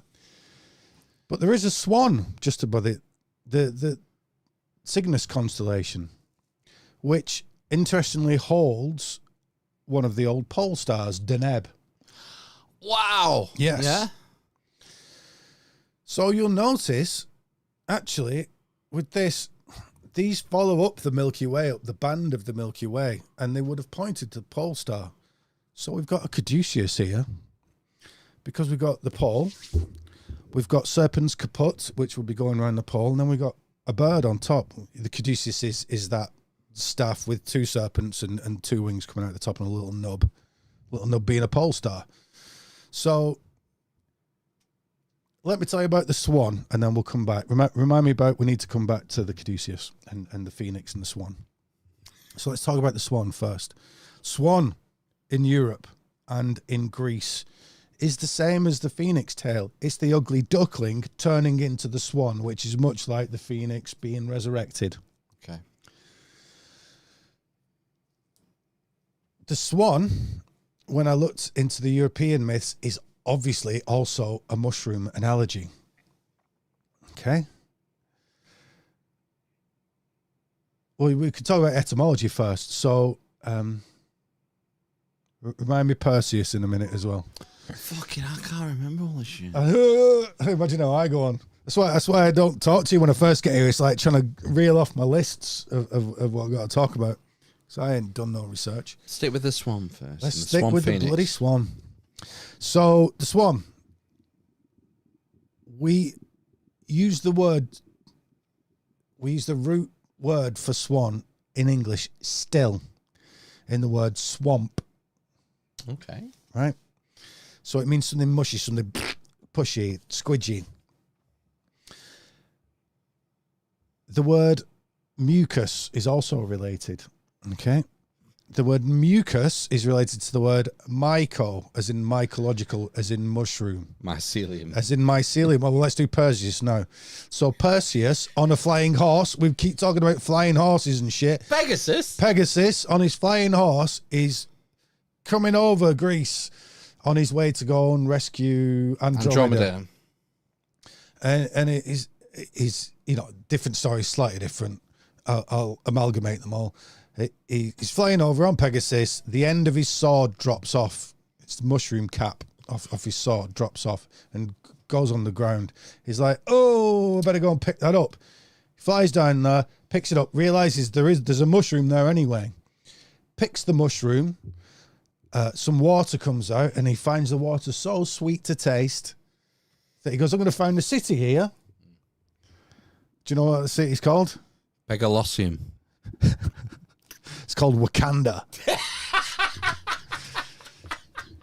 The Mycenaeans. Mycene. The Mycene. Yeah. What does Mycenaean mean? It means mushroom people. Yeah, mycelium. It means mushroom people. It's this squishy, horrible thing, right? Really? Yeah. Same word. Ooh. Same as mucus. Okay. And I've spoke on here before that the leg of the bull is a thing for mushroom. Now, if you look at the walled city of Mycenae, it's the leg of a bull. Is it? How it's designed? Perfectly the leg of a bull. Yeah. Wow, I didn't know that. Yeah. So the god is a mushroom god. He's found a mushroom. Founded a city called Mushroom. What's the main symbol of the Mycenaeans? Oh, double-headed axe. Okay. Yeah, a bit like a mushroom cap, mushroom shape, yeah. So, now bringing it back to the swan. We've already said swan phoenix. Essentially, the swan is the European phoenix. Right. The word for swamp, squishy thing. In Old English, the word for mushroom was schwam. In Nordic, it's svampir for a swamp, or svanir for a mushroom. It's the same word, yeah. So the same etymology in Greek. Basically, what it was that they thought that things from the squishy things like sponges and things that came out of the sea and moss and mucus, they all share the same origin. Interrelated, yeah. They all share the same origin, so that's why you get mushroom. Things like mousseron is like old French for foam of the sea. Mushroom literally means foam of the sea. So does Aphrodite, though. And you get Aphrodite Urania, who comes from that shell. You'll see Aphrodite, Venus, in the shell, doing a thing. What happens if you turn the person on the shell upside down? It's mushroom. That's the cap of the mushroom, and you just turn her upside down. Yeah. So, if we could go back to that previous image. Some more slide. Here we go. Why is the mushroom like a swan? Well, swans have orange and a black beak, white feathers. If you cut a mushroom in half, can you see there's like imagine literally take a mushroom, cut it directly in half from top to bottom. On the top right there, I've cut a mushroom in half. That is the exact shape of the Cygnus constellation. Oh, wow. Wow. Do we have the Cygnus constellation here? It's probably further back, isn't it? I know I didn't put it on. But I believe you. That's very interesting. Yeah. It's a swan. The same word for mushroom, schwam, in Old English, is the same word as swan. Yeah. Because of that etymological root. So they just, the tiniest bit of poetry that was already there already. So we're linking the swan, the mushroom, the phoenix. So the rebirth. The rebirth. It's kind of like when you take the mushrooms, your psyche is reborn. You have this ego death, followed by an awakening, you might call it, like a consciousness awakening. Yeah. And you have this wrapped in with defined Saturn. How, Saturn is the limiting factor. It's time. It's the one, it's this fourth dimension. He's the gatekeeper. We're trapped in it. Yeah. So there's as my friend Shan, who's still there, hopefully, she's been obsessed with the 8th recently. We've talked on Melissa's show about you got 7 and then there's an 8th. It's this extra realm. It's where everything comes together. There's a gatekeeper there, which is the Saturnian character that stops you at the end of the 7, and then there's an 8th. And that is that everything together. Come on, let's go. So I believe we have one more image, and then we can start relaxing. Oh, I did want to say about Odin. 2 more battles. Yeah, let's do same. Odin. Do Odin first. Yeah, so I'll do Odin first. So that's ancient order of druids, ceremonial mallets. Is that right? Yeah, TA. Tau Alpha, Delta, Tau Delta. I have the wand is there. Do you want the wand? Pick up the wand. This is the correct shape, mate. I've got to do the old... the fact that I can pick this up shows that I'm of honourable disposition. So, that is Thor's hammer. It's a mushroom, basically. That's Thor's hammer. And if you see it, you can go and look now online. A lot of them have a swan on the top of the stem. That's Odin. Odin was the swan. What's he doing on the stem? He's vomiting up the universe.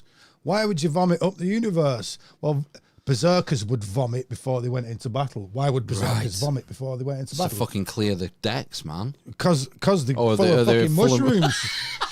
And they make you puke. I thought this because they're nervous. Yeah. Oh, I tell you what. This is 3rd battle this week. Yeah, I'm probably going to die in this one. I'm full of butterflies in my tummy. I would be. Well, I won't have mushrooms. So it's the same idea. He's vomiting up the universe, which is this. It's when you have those mushrooms, particularly the red and white ones, they mess about with your tummy. Have you looked into leader in this one? I have. And, I imagine there's some probably connections. There are connections there. I haven't got to the bottom of it, so that's Greek. Going back to Greek now. Yeah. Before that as well, you've got in that similar timeline, you've got Perseus's mum, who we just mentioned, Perseus the mushroom guy. Do you know how Perseus is conceived? Oh, I can't remember. Golden shower. Oh, right. Yes. A literal golden pea shower falls onto her, and you would know if you'd studied the mushroom thing that you drink urine. Wait, you eat the mushroom, then drink the urine? No, you just drink urine. But don't to get the second hit, don't you have to? Yeah, it's stronger. Basically, it gets processed. The ibotenic acid and muscimol get processed and refined in the body. I'm fine, to be honest. I'm not going to do that. Not again, anyway. No. Just get some better mushrooms, man. I don't have to drink piss. Secretly, I didn't actually take any mushrooms. I've been done. It's been done over. I had pineapple juice beforehand, so it didn't taste that bad. Anyway. You mentioned Nard. Nard. Yeah. Do you know about Nard? Well, you mentioned it in a Greek context. Was it Perseus? In the Phoenix context, The it was Phoenix, the nest. but Yeah. again, the Phoenix, and we're kind of equating, in your thesis, we're kind of equating Jesus to the Phoenix, rising from, the resurrection story, and spikenard is prevalent in the story of the Gospels. It's that really expensive commodity that Mary and the girls bring for Jesus and anoint him with spikenard, which was it'd be like platinum in today's, or what's truffle oil or something, like incredibly expensive per pound. Spikenard is on the Pope's livery. Yeah. Where you get the crossed keys that I've decoded on previous episodes. Also, you get spikenard. Spikenard was taken by the Saturnian priestesses that were on the Seven Hills of Rome when it was still pagan. And it if you have enough of it, you get oracula. Really? Mm-hmm. How much? I don't know. Asking for a friend. Yeah. I couldn't tell you, mate. I've never tried. I might talk about all these things, but it's few and far between for me. I'm going to go to the dark web and see if I can Get score some spikenard. Score some spikenard. What a stupid name, Nard. Wolfman's got nards. Oh, so, God, should we go? Can we do what? Oh, so I should talk about the Phoenix first, shouldn't I? So, the Phoenix does this, does that. Right, so if, as I think, the Phoenix is, and there's lots of evidence to say that this is right, if Cygnus is in fact the Phoenix in different countries and the swan to us, then giving the Phoenix a life cycle in, long periods of time would suggest to me that actually what it's saying is that that's the pole star, and then every so many, 25,920 years, it becomes a pole star again. So it's these long cycles. Well, you wonder, because, the myths give, some of the myths I'm familiar with give a phoenix life as being 6 centuries or 7 centuries, which astronomically doesn't seem significant, really. There may be some code in there. Maybe it's 6. It's just vague, is what it is. It'll be 600 cycles of something else, maybe. It'd be 600 fucking Earth rotations. Yeah, or so I something I didn't go that far. No, but I did think look there'll be into it, and there are several.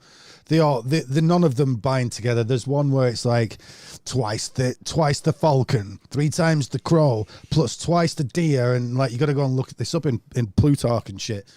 But I think they're generally more simple than the I don't think. I mean, personally, it doesn't matter to work that I was doing. I was happy that it's these long cycles. I will give you one clue though, and this is really cool.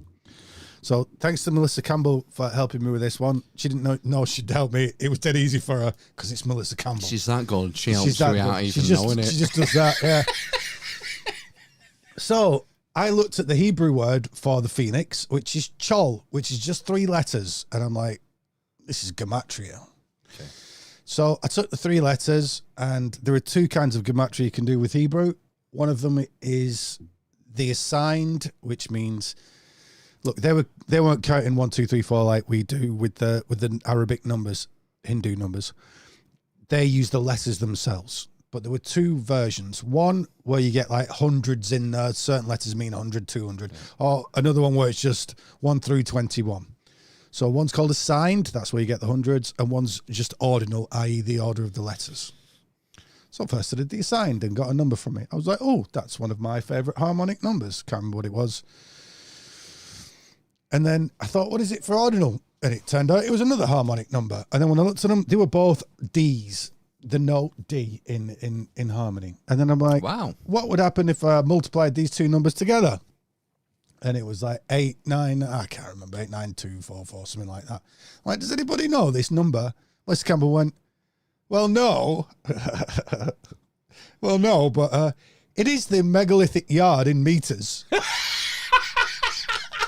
And specifically, it's like a 7-digit number. Melissa Campbell. Fuck me. What do you like, Tom? Yeah, I can't keep up with them lot on your Jedi Academy. I can, mate. You think I can? I just get lost. I can. If I ask a few questions, I can. But As soon as I see a square root sign, something like that, I'm like, oh, I'm out. I bet you could do it. I bet you could do it. Yeah, my brain just goes, no. Fuck off. Bye. I do, guys. I want you to know, I do look at it. You know, I do. I talk back to you, but yeah. They're just on one. But see, that's the thing. People have their own specialist areas, and that what they're doing, mate, is what Dane, my Australian friend, found. He basically has solved the music of the spheres. and it's guitars. Yeah, essentially. Well, Yeah. it's the harmonics, and if you play guitar, it gives you clues because it's a repeating pattern. Yeah, and it's the fret. It's basically you determine the size of the fret. Make it I remember harmonic. when I found this system, I developed this system of playing, and then years later, I've learned on YouTube that there was a name for it, and it's called the caged system. Right. And basically, have you seen a capo? Yeah. Where you put like a bar, a spring-loaded bar on the fretboard, and it shortens the fretboard. But you can use your index finger as a capo. Right. So basically, you can halve the fretboard, you can quarter the fretboard, you can do anything you want if you use your index finger as a capo. And I kind of stumbled across it playing, and then realised that this was a system that people used, and it's like this harmonisation, like it's a repeating cycle, like the shapes that you use when you're first learning, and you're playing C, A minor, E minor, G, you're playing these easy open chords. They extend all the way up the fretboard, but they go up in tone. So You'd need to capo at the second fret, you C is a D. Capo at the fourth fret, you C is an E. You know, and it's like this ever looping fucking system of harmonics until you get to the 12th fret, which is the halfway point, and then it all resets. Start again, but it's higher. It's a pitch higher. There's something in music and something in the cosmos, and you know, when I've fully gotten it in my head, I will come back and I will show everybody. I kind of get it. It's not my work. It's, you know, some of it's my work, but most of it's not. You're standing on the shoulders of giants. I am. Ryan. Giant Australians. I'd love to get Dan on our podcast. Get him on. But, well, I don't want to ask him because he's in Australia. Do you want me to get him on for you? No, but it's the He will definitely come on. But it's the time zone. That's the. He don't give a fuck. He's Australian. He understands, basically. Can't. We've had it. We've had two guests who live in Australia, and it's like they have to get up at like fucking 3 a.m. to come on, and it's like I don't want to ask people to do that. I don't know what time zone. If I ask him and he says yes, would you? I wouldn't be if he says yes, yeah, but I kind of don't want him to say yes because I don't want him to have to get up at silly o'clock in the morning. He wants to tell people, dude. All right, well, I'd love to have him. I've been wanting to have him on since I joined the Jedis, but I'm afraid because I don't want to put people out, you know, for our shitty little podcast. But I'd love to. I don't know why it's a shitty little podcast. Still, I think you could make a few changes. Like, have you not been watching? I have, yeah. It's just that you're not. I think you deserve a lot more people watching than you're currently getting. Well, that's kind, I suppose. Dude, this is one of the best podcasts on this subject in the country, if not the best. Okay, I'll take that. It is though. It's a damn shame. That's not a shame. You lot should watch twice, actually. It's just the way it is. It is. It's not a shame. It's just the way it is. No, it is a shame, though. You get some great guests, great hosts. We don't do it for... Apart from that, Matt, he's weird, isn't he? Yeah, it's kind of strange and small. And that hairy one. It's weird that you get a Yeti on every week.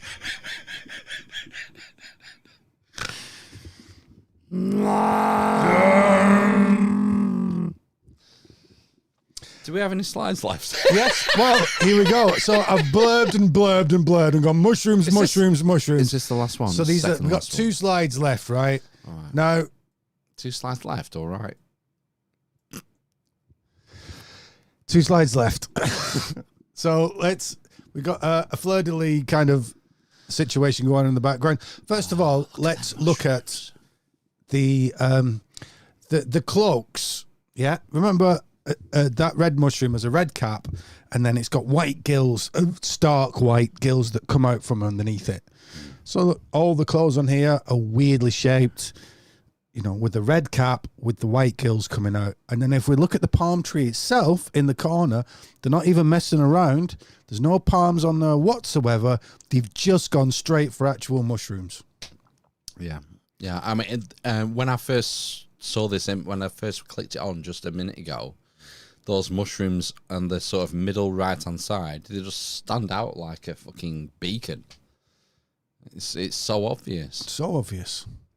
So I think this looks a bit more French again, probably Cathar or something like that, who were much closer to the original Gnostics and carried the original. Well, persecuted by the Inquisition, the Cathars. So who is it that has closer ties to the original Christianity? It's the Cathars and the Greek Church. Almost all these things I've shown you so far have been Orthodox or Gnostic. Well, I'd imagine a lot of this imagery you're finding is probably based on Byzantium imagery, which was all that was left. In fact, on the intro video, where it flicks on pictures, there's one of the Christ Pantocrator, where it's the mirror image of Jesus in his human form and his supernatural form. Yeah. And that was from, I think, St. Catherine's Church on the Sinai Peninsula. Right. And all that shit, like in the West, in our end of Europe, all that iconography was fucking destroyed. Yeah, yeah. You know, it's only the Christians in the East, the Orthodox and the Byzantiums that kept it Apart going. from the Templars. Well, went over, then came back. Who are the Templars? They are the Cathars. Who are the Templars? They're the guys that made those pillars that this whole thing's been started on. Yeah, I can see that thread, yeah. So now, I was looking for that one image of the palm tree that looked like a portal. It did look like a psychedelic 60s portal. It was mad. And I couldn't find it. However, I found something called, and it was one of the most beautiful medieval Bibles you've ever seen. The front cover was in. Do you want to turn it back to our faces while Yeah, let's have let an them extreme see our handsome close-up of features. Robin. Ryan. No worries, Batman. So the book cover is gold, absolute beaten gold, the whole thing, and then all these precious, all these precious stones inlaid into it. There you go. You're making me woozy. All these precious stones in the book. So I'm like, oh, this is a cool book. And it looked like this kind of Frenchish iconography. It turned out that it was a German book made for Otto. Italian. It was an Italian book made for Otto. Otto the Third. I'm like, he's got his picture in there at the beginning. I'm like, what's the king doing in the Bible? He wasn't Holy Roman Emperor, was he? Indeed, yes, he was. Right. He'd been a child and had lots of regents. His mother and his grandmother had ruled Germany for a while. But then, because it turned out his family had a claim, he ended up going to Italy and saying, "You're more fools. I'll be Pope and shit." Yeah. And they went, "Yeah." Thing that I can't say on the internet. They said, "Yeah, fella, come on and be Pope." So he was Pope. And then these Northern Italian guys made this beautiful Bible for him with lots of pictures in there. And I'm like, why is this internet search put this Bible on there? Oh, there must be a Palm Sunday thing in there. Like, but I'm looking through a PDF. And I'm looking through all the pictures, and it's like, no mushrooms, no mushrooms, no mushrooms, no mushrooms, no mushrooms. And then, if you don't mind putting on that image. Which one? The final image. So then I found this image. If we look at the top panel first, if you don't mind quickly. Can I blow it up? You want if you blow it up, yeah. So and this is there was one other mushroomy image that I'll tell you about in a minute because John Allegro would love me for it. However, so here's Jesus. There's a palm tree on the right, and what's on the left? Wow. Mushrooms. Okay? And we've been going, these kids with the clothes, the kids going up the tree, the whole idea of the palm being mushroom shaped, the resurrection properties of that going round, you know, dying, coming back. I've mentioned the mushroom life cycle. It's all related. So we've got Jesus on his ass. Weird looking ass, by the way. But they're always weird, aren't they? Palm on the right, mushrooms on the left. Now, if we look down, we can see they're showing you what the clothes are. So there's the clothes over a mushroom tree. Palm Sunday, ladies and gentlemen, is a psychedelic treatise on magic mushrooms. That looks like a beaten gold backdrop. It is, I'm confused by this image in its not in its composition, but it looks. Right, I'm not throwing shade at you, right? Yeah, throw shade at me. It looks like it's been crafted from different sources. There's like this beaten gold background, and then this weird ass. Where's it from? What's the source? Like, I'm interested in where it's a Bible made with precious jewels for the Emperor of Rome. Wow. For the Pope, basically. So it's probably from the Vatican then? Maybe from Vatican archives, somewhere like that? I couldn't tell you, but he was a German Pope, basically. All I'm saying is, in this day and age, you have to try and verify. You do. I do. I have to try and verify what I see online. Yeah. So that's why I'm interested. I like to know where these things come from because I'm interested in the context. Is this is it Byzantine? Is it German medieval? Where's it come from? That's what I'd like to know. Northern Italy for a German medieval Pope. Cool, because you know, if the original is available to be seen, I'd like to go and see it. Yeah, you know, I doubt you could see it. It's probably one of the most expensive artifacts on the whole planet. Yeah. It literally, I mean, that goes for everything you've shown. Jewel encrusted on the front. It's gold. It's beaten gold with jewels all over the front. Just go and look up the Bible of Otto III. Good, right? So that's something that people can do. They can go and Google that Bible. Otto. Hey, look, guys! I always want you to go and verify everything. I'm just one dude. I'm confident in what I found because I keep finding it over and over again. And why wouldn't be mushrooms be caught up with mysticism? Because the whole point of mysticism is going beyond the mortal realm to immortality where time doesn't exist. So I get it. I'm happy to prove these things for myself. And look, as an amalgamation of all the things that I've said previously on this podcast, Bob can be your uncle. But not your aunt. It was my father, actually. My father's name was Bob. And my niece is called Bobby for that same reason.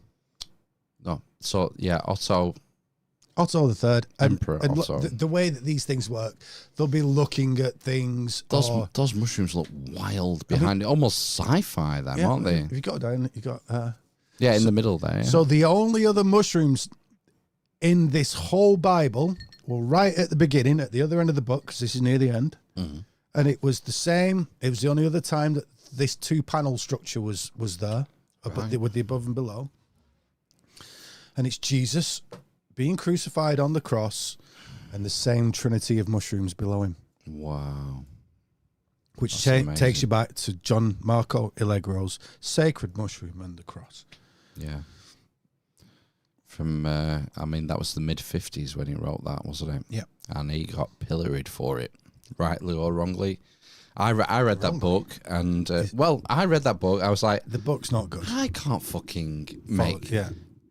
How am I supposed to argue for and against this? You know, unless you're a linguist with his level of expertise, you can't disprove him because you don't have the knowledge. So I found it very interesting. It was an interesting point of view, but I couldn't verify it one way or the other. So I came out of it thinking, well, cool story, bro. It's like I can't make any. A lot of those etymologies were somewhat invented or grasping as well. It's not the best book ever. However, he was right. Well, so you say, but you know, but that's iconography from where? From what? When was Otto around? So you're saying, but that's iconography. Are you saying that as if there was a Jesus, or are you saying that? Okay, I can't really argue with that. No, but what I can say was that Jesus was, if there was a Jesus, he was the head rabbi of a mystery tradition.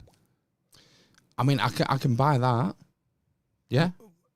You need drugs to do the mystery. Don't need drugs. Were almost drugs are quintessential in the mysteries, from Eleusis to Mithraism to Eleusis. We got the Kykeon, Mithraism. You look at the Mithras liturgy. You've got Kentritis in there. You've got the mysteries of Cheech and Chong. Well, I was telling you, it might be before we went on air that our priest was mentioning the word mystery a lot. But that was a different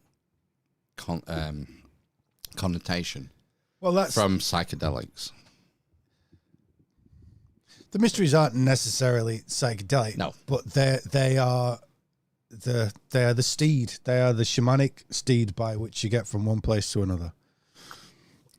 I mean, maybe. I mean, some would argue that there are different ways to make that journey. I would agree. You could talk about what's the is it the Feast of the Epiphany? Where's the one where all the followers, the heads set on fire? I think it's the Epiphany, isn't it? But I was going to say, was that place in Texas? But you can create like a rapturous epiphany with a crowd of people with incredible belief, with chanting, without essentially everything in the psychedelic experience without the psychedelic.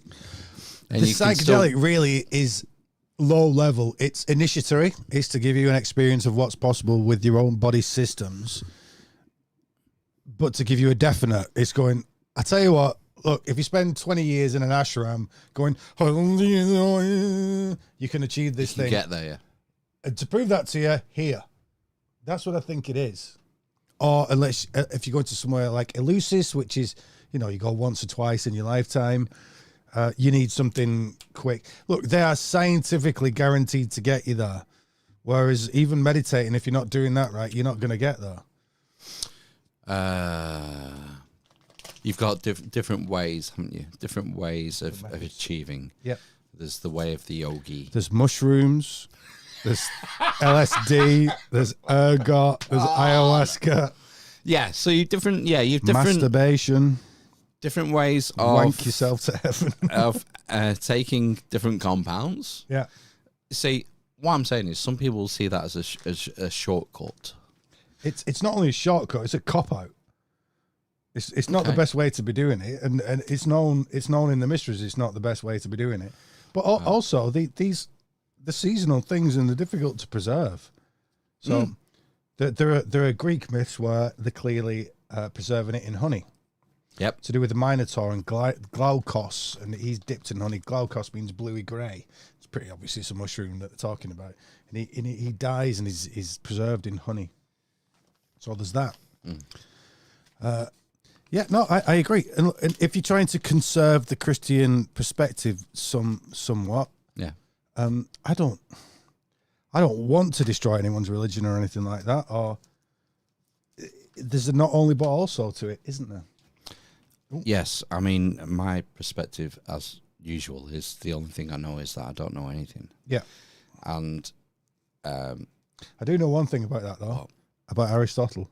Yeah, he was a bugger He was a bugger for the bottle. Right. Well, fair enough. Hey, we all. Oh, do you not know that song? Aristotle, bugger for the bottle. Do you not know that the Monty Python song? Oh, what's that from? Manuel Kent was a real piss sack. He was very rarely stable. I dagger was a boozy beggar. He could drink you under the table. Liechtenstein's a boozy swine.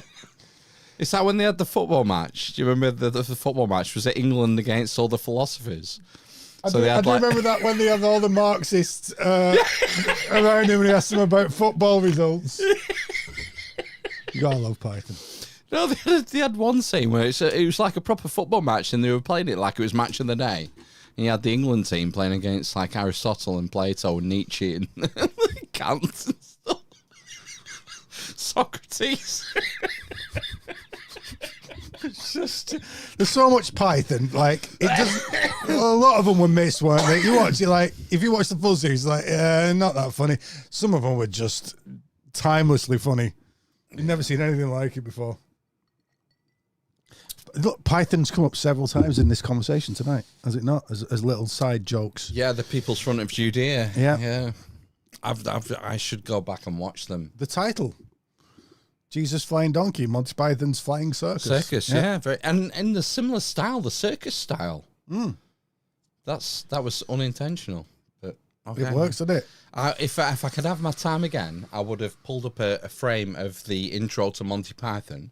Because they had that like creeping vine, was it? And then it spewed out. It was Terry Gilliam, wasn't it? And it sort of spewed out the title. And I would have tried to maybe pull some influence from that. You did it. You kind of did it anyway. I didn't, but I would. If I had my time again, I would. Thanks for saying I did, but I would like really to say, with all that pictorial evidence, the evidence from here and there and everywhere, I think I've pulled it up enough there for it to be pretty firm. Though. I mean, what's the overriding crux? What's the take home? Like, if you could sum it up in a paragraph, like what would you? What would you say? I wouldn't say anything about Palm Sunday. I would say, look what I did. I took a myth. Sorry. What would you call it? Look, I took a story. I went, I know from previous attempts how to do this stuff. It's just kind of natural to me now. And I went, okay, let's look over here, let's look over there. And everywhere I looked, the thing was there. So when we looked up, we found those 2 donkey stars straight away. Yeah, we that found was cool. Saturn in the 7 days. We found the figs. We traced the figs to the mushroom, the fig leaf being mushroom shape. And then we traced the iconography over and over and over again through several steps, from the flying donkey to the clothes underneath, to then the real mushroom shapes underneath, to then them just being mushrooms. We traced the children going up the palm trees and laying down the cloaks to Telesphorus, who was clearly a mushroom deity linked to Asclepius, who's a serpent handler, the serpent's venoms, which really suggests straight away altered states of consciousness, because when you get bit by snakes, snake venom often being used by these practitioners to get you into altered states. Look, when Jesus is on the cross a couple of days later, what does he call out? He says, dipsas, dipsas, which is a snake. It means I'm thirsty, I'm thirsty. Snakes were named after the effect of the venom. So the dipsas snake makes you thirsty. So dipsas. What's the next thing they give him? A sponge soaked in vinegar. What does Galen say of that sponge soaked in vinegar? He says, it's the antidote to dipsas poison. Galen. Right, that's a different. So I've read all sorts of interesting theories about the crucifixion and about Simon Magus being involved and him being crucified and being revived. And all sorts of crazy stories, but they're all just stories at the end of the day. And this is why they call it faith. Yeah. I weren't there, so it's hard. It's hard to pull it apart, and trying to derive historical truth from these stories that are 2,000 years old is very difficult. But I'm not going to write them off, because they can be interpreted in different ways. We do have some like pretty solid historical records about the man himself, about his followers. Yeah, about his followers, certainly. I wouldn't say about the man himself. He's mentioned in Roman records. I've gone over that a lot Christos. recently. Yeah, it's Christos. not. But Christos means lots of. Christos goes back to. Oh, it's only mentioned once, though. I think in is it? The word Christos No, is well-aged. no. Yeah. In reference to a man at that time. It just means anointed, though. That could be anybody Yeah. in the mysteries. But it's at that time at 30, You know- 30 AD. It's kind of a feminine. This could be another episode. Nonetheless, for what I've just presented, that's pretty freaking from especially with the two donkey stars. That part I love it. done and dusted. But- I'm sorry. Any argument against that part, I wouldn't have. The only issue I have, Yeah. Ryan, is That I'm wrong. well, no, it's not that you're wrong. You can be completely correct in your interpretation of what you're seeing. Yeah. But we're talking about historical events in the 1st century AD, and then we're talking about iconography from 4 centuries later, from when Rome I would agree with that. has taken over. Right, what does Rome want to do? They want to Can I just interject, please. quickly? I'd agree with the second half that these things have been put before, but I think they're a story in the first place. That's fine. I think the iconographical Yes, is that even a word? I love that. Iconographical evidence from later centuries doesn't disprove the events of the 1st century. That's all I'm going to say. No, it doesn't. No, I agree. And we can argue either way whether those events happened or whether they are myth turned into allegory, into I don't story. really care to. Yeah, it doesn't really make much difference. It matters to me. Yeah. That's all I will say is that it matters to me because I'm interested in what is the truth. Are you in your heart? I certainly am. I'm interested in the truth. I am just not particularly interested in proving Jesus. I'm just not. That's fine. Yeah. I'm more interested because that's kind of important to me. Yeah. And it's kind of foundational for our civilization. I don't think any of those later,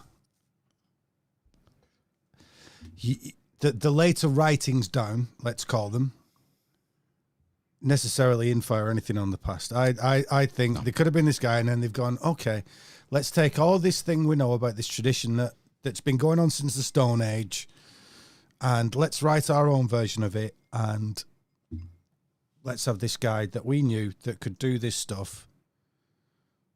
Let's have him at the centre of it all. I'd like to know, what interests me is that period around Constantine where this essential cult of Judaism is being brought into the mainstream by Rome. Mm-hmm. And then all this Saturnalia, all these calendrical feast days are being wrapped into Christianity. Yeah. We have this amalgamation. And then that's what leads to the The iconography. two keys of Peter are two pagan keys. Yeah, but it's because Rome is trying to sell Yeah. Christianity to the pagan Romans. Hence the difference between the Orthodox and which has Yeah. legitimacy to the Roman Catholic So stuff. it's an absolute shit's nest Yeah, to it try is. and untangle, isn't it? To me. Yeah, like I said, look, if there was a Jesus, personally, the Son of God part, I'm sorry, that's a later edition. Yeah. It is.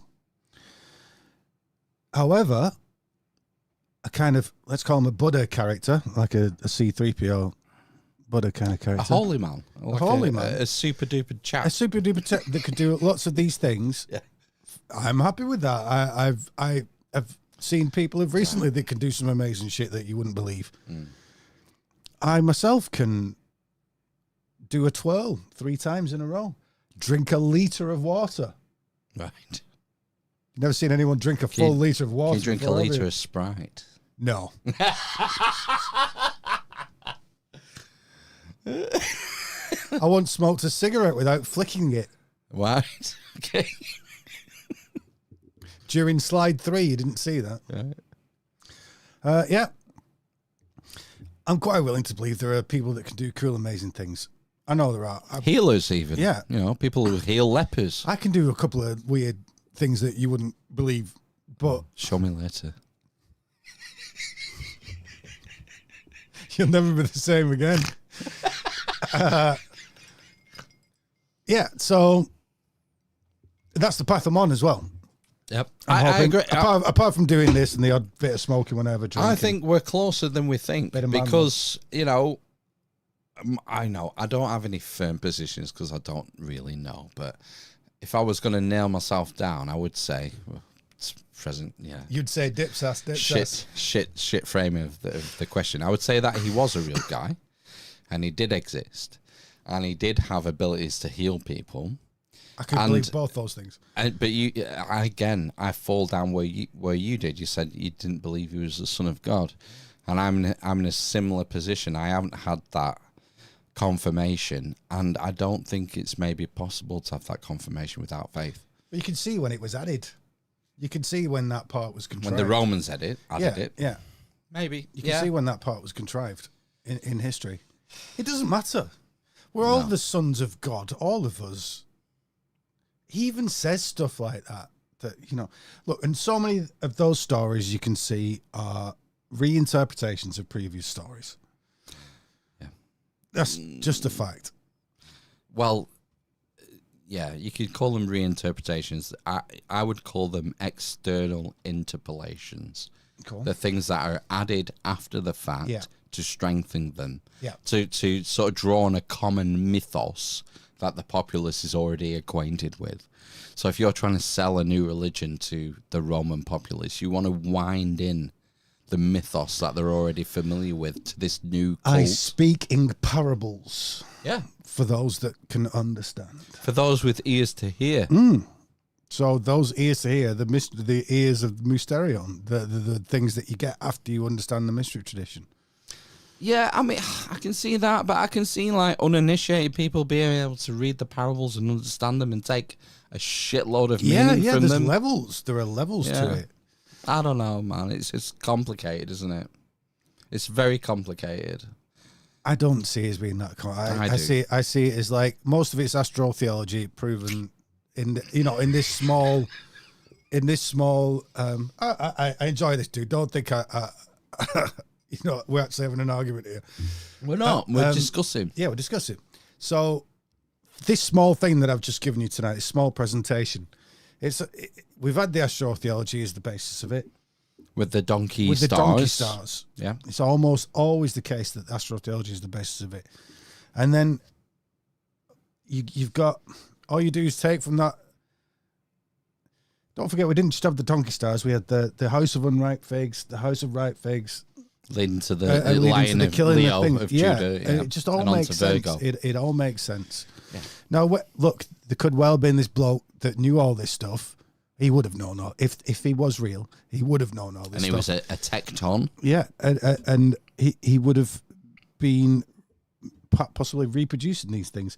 But the reason why they knew that prophecy was going to come back round again. Imagine though, Ryan, if he was actually the Son of God, how much knowledge would he have then telling his parables about astrotheology? But he wouldn't know, would he? He'd know about quantum mechanics.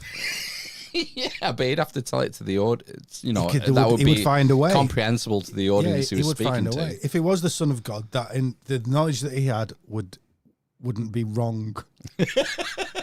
No. And why is it wrong? Because look, the pole star isn't the center of. There are so many things in the Bible that are true if you go from a Earth-centric view, a geocentric view, but are incorrect if you know anything else. There's so many things that are incorrect because of perspective. You could say he was speaking to the people of the time, but was he? Because that Bible wasn't written down. I think he'd struggled to find false statements attributed to Jesus in the New Testament. It's fair. I mean, fair enough talking about the Bible and the Old Testament and the whole texting in its whole, but when it comes to statements made by Jesus in the New Testament from first-hand witnesses, I think you'd struggle to find any inconsistencies or false statements or things that are logically or categorically wrong. On the surface, yes. Okay, I'll say this. I don't want to argue it. On the surface, yes, but if you look deeper into the mysteries that they're from a geocentric perspective. Yeah, he's talking to a geocentric audience, so they would be. Apologetics. Yeah, but I mean, you can only deal the hand you dealt with, can't you? But, Yeah, if you've got knowledge that's pervasive at the time. you don't want to blow people's minds out. You come here for that. No. Hey, while we're on that, you mentioned you were talking about cancer and the crab, and I brought up the Oh, ark. it's Larry's book, isn't it? It's Graham K. Griffiths. Graham K. Griffiths. Larry followed on for that, don't He does. Larry Cypress. Larry Yeah. Cypress, hello, Larry. Graham is dead. Has passed away a few years ago, They do that. and they do authors. They do pass on. Behold Jerusalem. I'm going to go to chapter 14. Cancer, the ark. Argo Navis, King Solomon's miraculous ship. Oh, so he thinks it's the Ark as well. He's not on his own. Like I when I read this, I was like, well, yeah, everyone, you know, people call it the ark, don't they? Do they? Yeah, yeah. And it's got the Lamb of Peace in there as well in the Can I ark. please have a look at that quickly? You can borrow it, take home if you want. Oh, I wouldn't. I've finished It'll it. not come back, mate. Well, I'll have to come back because look on the first page. It's a signed one. It's like No, I'll not. you can't get them anymore. I'll find a naughty PDF somewhere. But yeah, I thought cancer being the ark is kind of What did you get? Sorry, fairly well established. where did you get cancer being the Ark and not Argo? Then sorry, I'm slightly lost. Cancer being that sort of overwrapping southern, it like wraps the sky, the constellations. It's a massive constellation it is a big compared one, to the others, and like it wraps the southern constellation. It encloses the, what would you call them, like the animal constellations, Aries, Taurus. You've got Pisces below it in the water, and then you've got Aries, Taurus. Pisces is way off over there. But go on. Yeah. There's a bigger picture somewhere in it. Oh, there's the Argo there. Because you can even hear Ark in Argo, and I think the construction, certainly in Babylon, Sumeria, particularly Sumeria, Noah is Aquarius. Right. When he starts, because there's a pre, just like with Jesus, there's a pre and post flood. So there's Jesus the Lamb when he starts off, and Jesus the fisherman just before he dies. You got the same with Dumuzid, who is the consort of Inanna. You got Dumuzid the shepherd and Dumuzid the fisherman at the end of his thing, and it's like pre and post flood. I just pulled this. This is just an AI overview, but in biblical astronomy and specific mythological interpretations, the constellation of Cancer is sometimes linked to the concept of the Ark of Noah or the Ark of the Covenant, rather than just the traditional Greek myth of a crab sent by Hera. Wow. Here are the key connections between Cancer and the Ark. So 1, the heavenly Ark. In certain interpretations, the constellation Cancer represents the Ark of the Church, or Noah's Ark, signifying a place of safety and salvation. The manger, so I think that's maybe where it ties into you were likening it to the bees, the beehive constellation. Beehive cluster, yeah. The manger, Praesepe, as the Ark. The beehive cluster, M44, known as Praesepe, or the manger, traditionally a trough for animals, is sometimes interpreted symbolically as the Ark of the Covenant, placed within a heavenly enclosure, i.e. with this now. the surrounding stars of Cancer, Right, which ties in totally, doesn't it? The Ark of Salvation. In this context, Cancer represents the home of the saved. So that's why in this book, Behold Jerusalem, Cancer is seen as the constellation holding the land animals, Aries, Taurus, the other, Leo. Okay, Leo. Yeah. Something of a zoo. Kind of, yeah. It's like 2 by 2. So we got a zoo, we got donkeys, and we got a manger. What does that sound like? Yeah, it's a nativity. Yeah. Yeah. Argo Navis. So this is the Argo, the Greek. Some interpretations link the stars in Cancer with the nearby larger constellation Argo Navis, the ship of Jason and the Argonauts, which is often equated with Noah's Ark as a symbol of travel through the water of the heavenly river, the Milky Honestly, Way. I didn't know these things were common. It was as I was looking at the Sumerian stuff. Demusid's building the ark, and then it's like the ark's clearly the square of Pegasus. They even describe it as a square, Right. And I'm like, oh, that's Pegasus. That, and I can see where it's going on. And then it's like opposite Pegasus on the other side is Argo. Right. So I'm like, well, Argo. I didn't spend too much time with it. No. But I'm glad to see that other people think that as well. Yeah. It's, people are on this, I think. Cool. Larry at cool. Cyprus was on about he'd found some stuff that looked really interesting that was a bit more mathematical and a bit less. I'm reticent to believe a lot of this stuff. Me too. Because the place name thing's great. I watched Larry's episode with you guys and I was like, yeah, that's interesting. I'm not sold, but it's definitely interesting.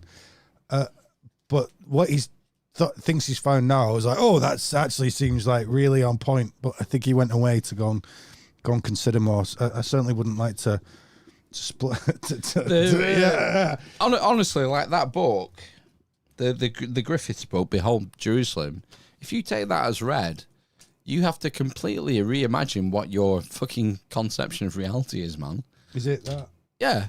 It's like it almost lends itself to simulation theory or God. Yeah. Simulation theories always seemed like an interpretation through modern eyes. I prefer the Hermetic all is mind, which would be a similar thing. I was talking to Matt about this the other week, and it's like in the modern era, when what do you call them? Brain scientists, neurologists. Yeah. When they talk about how the brain works, they pull up the analogy of a computer. Have you got a drink? I need a wee as well. Yes, they What's do. a drink? Just something that I can drive home and be all right with. No. Have you got any of that milkshake left? He's a bad boy. I need a wee. You can have some chocomel if you want. Yeah, that'd be nice. Thank you. I'll shout, and you'll probably hear me. I'll get some chocomel out, and if I project my voice properly, hopefully Ryan can still hear the story. But I was talking to Matt the other week. I tell you what, just save it because I realise that I'll be making a noise.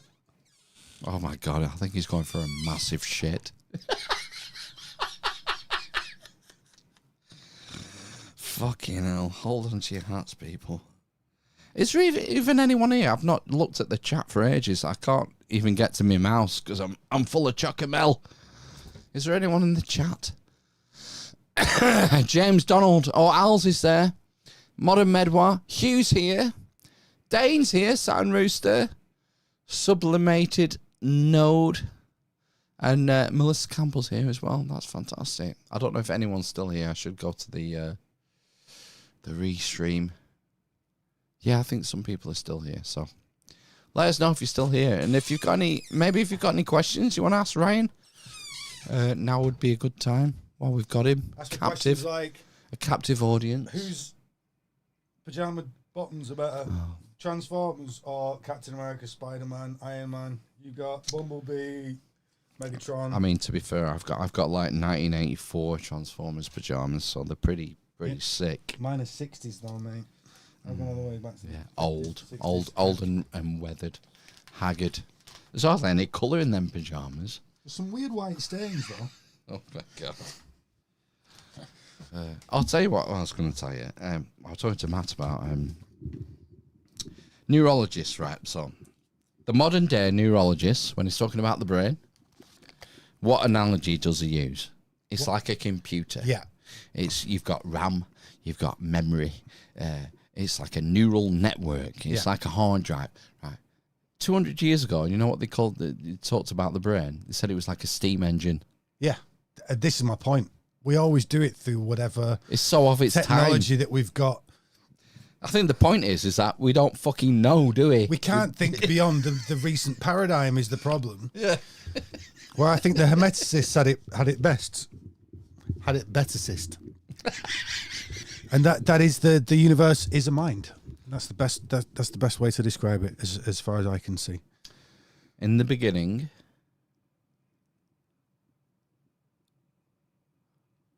I'm trying to.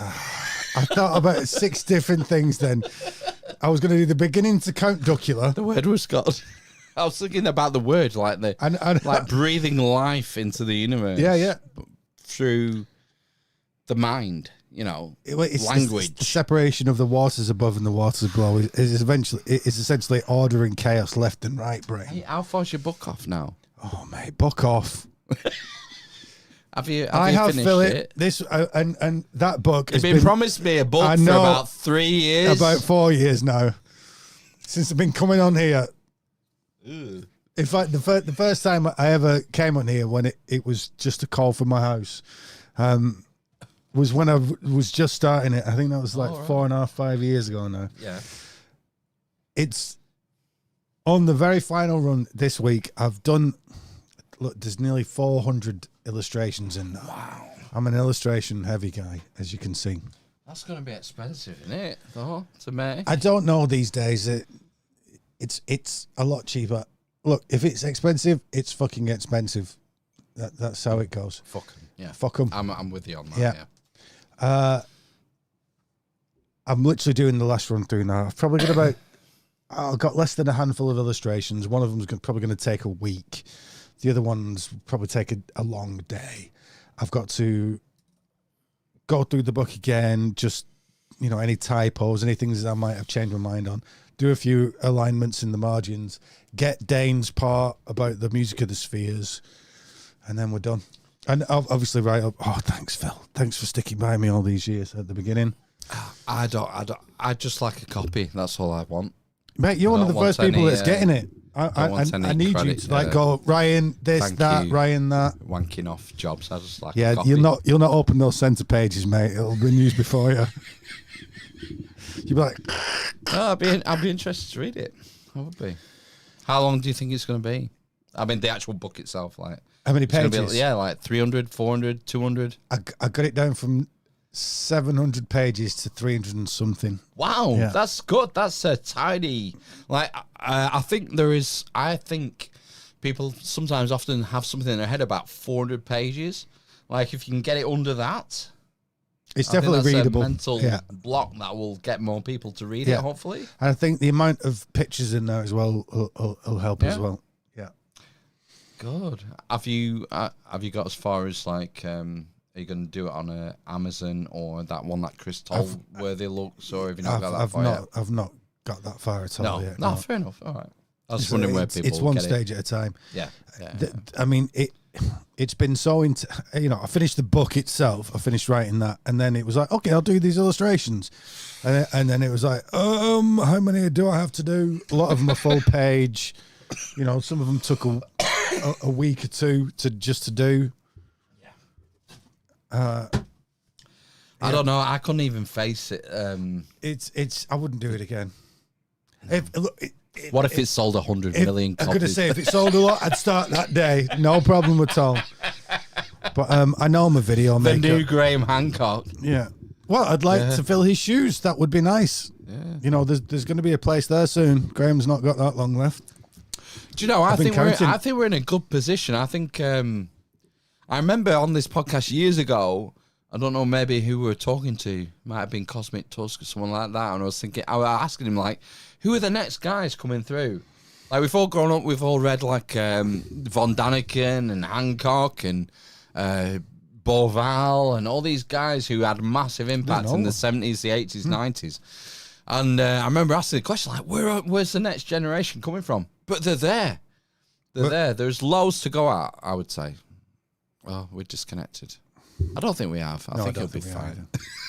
Yeah, I mean, in an ideal world, yes, I'd love to be that. Hopefully, fingers crossed, that will happen. Obviously, I'm not stupid. Can you get you need to tap up Graham and see if you can get on that Author of the Week deal. I think Hugh had it, didn't he? I'll definitely have it. Yeah, did you get Author of the Week, Hugh? I think he did. Author of the Month, I think. Oh, did you? Hey, well done, mate. I mean, I've read your article, but I didn't know you got of the month. I think got it for the time. I didn't get of the month. We haven't read a book. We haven't wrote a book yet. And I'm on Graham Hancock's site. Yeah, but I mean, if you get your book out, get it on the Author of the Month. You can't have been Author of the Month without actually authoring a book. No. Yeah. That'd be a good way to get exposure. Oh no, definitely. You know, And, it's on the list of plans. Like, Let's right, get on article. get on Grimerica, get on Mark. My family thinks I'm crazy. Grimerica's coming back up again. I've realised they've had the seal broken. What? You need the seal broken. I need the What? seal broken. What Around seal? the time, around the end of COVID, I noticed that a lot of dirty us that were making things, we were rising up and then we got cut off. And I've noticed it again recently as I've put a couple more videos up, not just podcasts that I'm putting back up.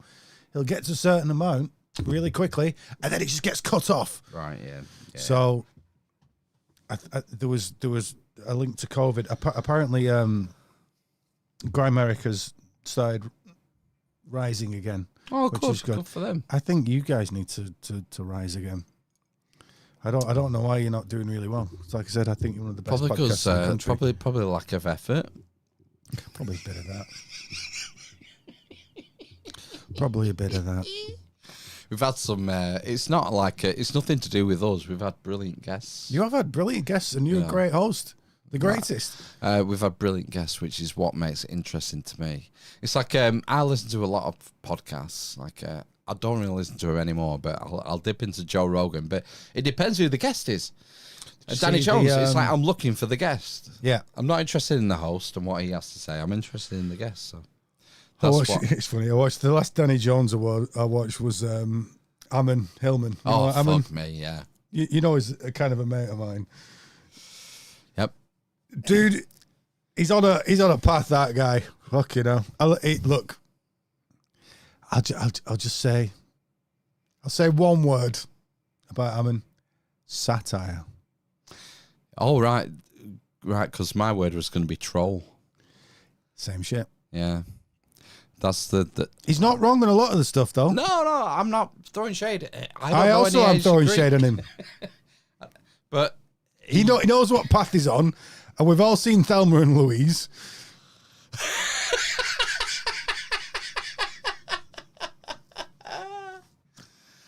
wow. Yeah, I enjoy watching him. He's He's a fantastic orator. yes. A performance artist. Performer. I wouldn't say orator, but yeah, performance Performer, yeah. artist, and that's his satire. Gorgeous. Yeah. Beautiful. Oh, let me whip Carl Young. Go on, I did a podcast with him, and I went, "Go on, get your whip out." About as Northern English as it could be. I mean, if you're gonna open every live stream with "Hail Satan," Yeah, I would never do it. They were like, "Hail No. Satan," I'm like, nah, no, I'm not gonna do that. no. In fact, this morning I gave the It's a shit test, that, by the way. what is The Hail Satan thing's a shit test. Nobody means Hail Satan. It's like, are you? It's the Scooby Doo thing. It's a veneer that keeps you safe. It's like we don't really mean Hail Satan. They don't really mean Hail Satan at all.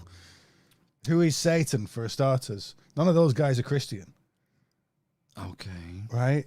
It's a shit test. It's like, do you really believe? We say Hail. Okay, let's say if we said Hail Satan at the beginning of every episode, you don't mean it. I wouldn't mean it, but it would be there to scare away the idiots. Oh, It's a certain. That's definitely what he's doing. really? Yeah, 100%. I don't agree with that. What Because I kind of believe in an adversary, like a root of evil. they do, but on an archetypal level, they don't mean Well, it. I'm not going to hail him then.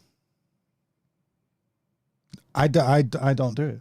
No, I would never do it. I'm with you. I wouldn't do it. I wouldn't hail Jesus either. Fair enough. Yeah. I'd hail Jean-Luc Picard. Like that. Brink. Have you seen any of the latest Star Trek? I heard that third series of Picard was good because they got all the old crew back together in it. Member, babe. But apparently it was really well done and nobody cared. Right. I think it's dead now. I think Yeah. Star Trek's dead now. They It got did a that, walk, didn't it? Star Trek Apprentices or whatever it was called. Oh yeah, it fell very short, I heard. Yeah. You got that chocolate milkshake, mate? Yeah. I'm parched for a bit of mood juice. Have I got chocolate milkshake? For you. In fact, I've not got a lot, probably, because I've drunk. Oh, yeah. Oh, gosh, yeah. It's heavy. It's full. heavy It's with almost the- full. With the cow. The bull is ripe. The milk is fat. It's a brown bull. It's not a perfect bull. Not an unblemished bull. An but unblemished bull. It's fine. It's no red heifer. It'll be fine. Oh, God, don't. My God. Do you think they're nutters in Israel? I think all religions are nutters, mate. I think they've taken something that's beautiful and hidden and I mean, I think the priest class have done it to themselves. Do you wonder, we're going to get conspiratorial now, but do you think the Israeli government is attacking Iran because they have the red heifer? No. And they're waiting like for the Armageddon? You don't think that that's sophisticated theologically? Look. You don't think the people in the powers that part of the world, somebody said, I heard it really, like, somebody said, World War III is going to start in that part of the world. And then somebody who you wouldn't... Where else is it going to start? I keep calling him, I forget his name, I keep calling him Millennial Dracula. He's some face on Facebook, on TikTok or whatever. And he said, look, it's always World War III over there. That's how they behave. The Arabs, Islam behaves terribly. The Jews behave terribly.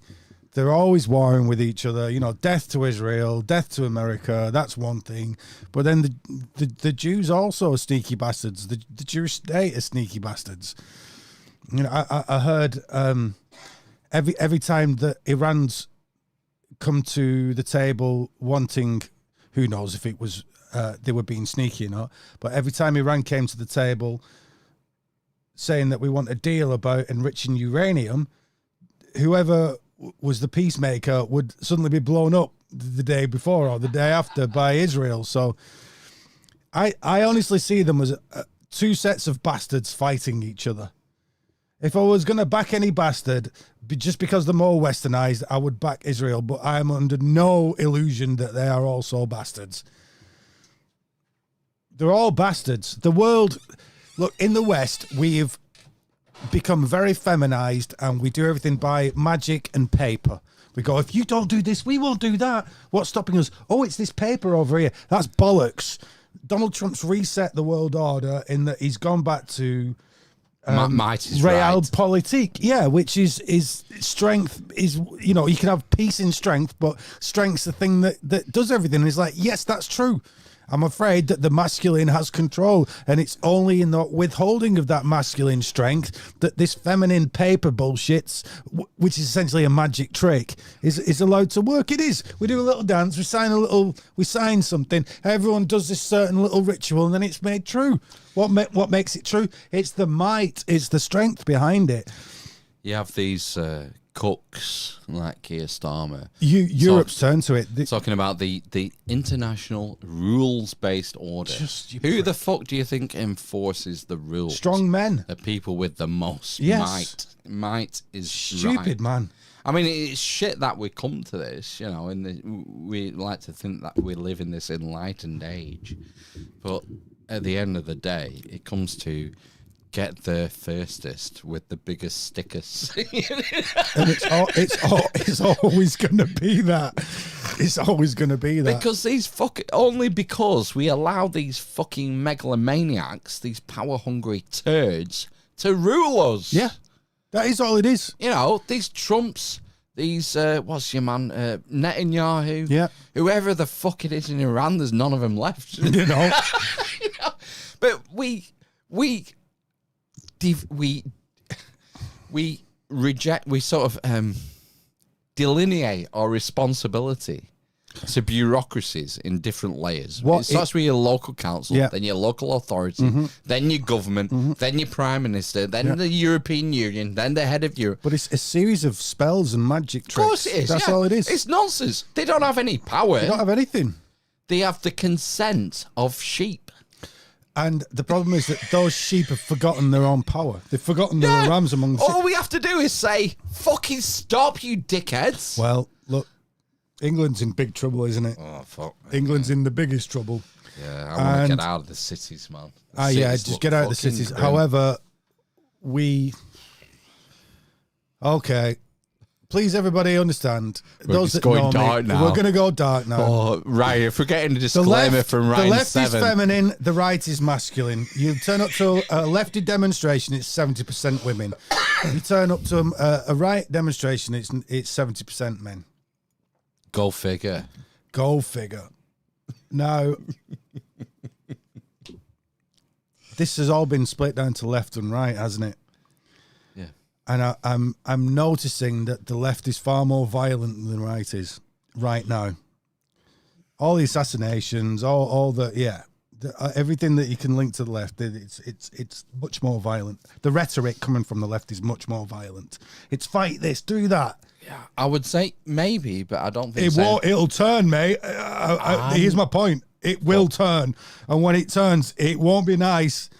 It won't be nice. I'm not convinced there's anything to back that rhetoric up, though. No, there isn't. No, so I They're think just angry. They're just angry people. Look, I think that's where they'll come unstuck, where the rubber meets the road. Like, yeah, it will definitely. you can speak as much smack as you like, but when you've My got to point back it is up with, they are those people. They are the angry people. oh yeah, I'm not. I wouldn't say they're not angry and they're not invigorated and they're not imbibed with the rhetoric and aggressive and spewing vitriol all over whatever Right word. Yeah.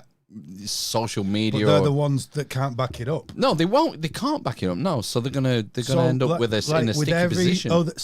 other cultural revolution, they will be used as the battering ram. They'll be put to the front. You know, you can think about those students in China at the Chinese Revolution. Right. Yeah. Shopping bag man in front of the tank. Yeah. Well, he didn't die immediately, did he? But that's everybody a else example. did. Look at Iran. Look at what happened in 1978, 1979. Iran, they utilised the students, they utilised the left. Islam got in, and then they all died because they're just useful idiots. What's that famous Russian guy called that came over to the West? Bezmenov. Yeah. Just go and look at, do you remember his name? Is it Yuri Bezmenov? Yuri Bezmenov, yeah.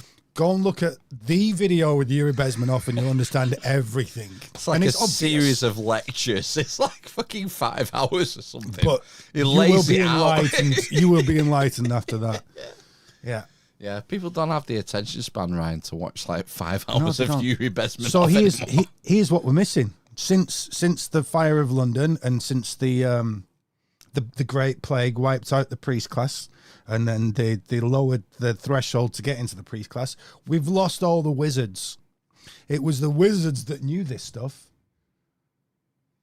It was the wizards that could... The wizards have the understanding of masculine and feminine, sun and moon, yin and yang. All psychology is based on this. All of it is based on that. You can reduce it down to that so easily. And when you got rid of these people that knew that and had this system whereby they used it, we've just lost we've lost how to understand the cycles and sway of the society. We've lost it. Well, I don't think societies existed in that period. So we had some people would call it a progression. Dude, is that your jar? Can I use your jar?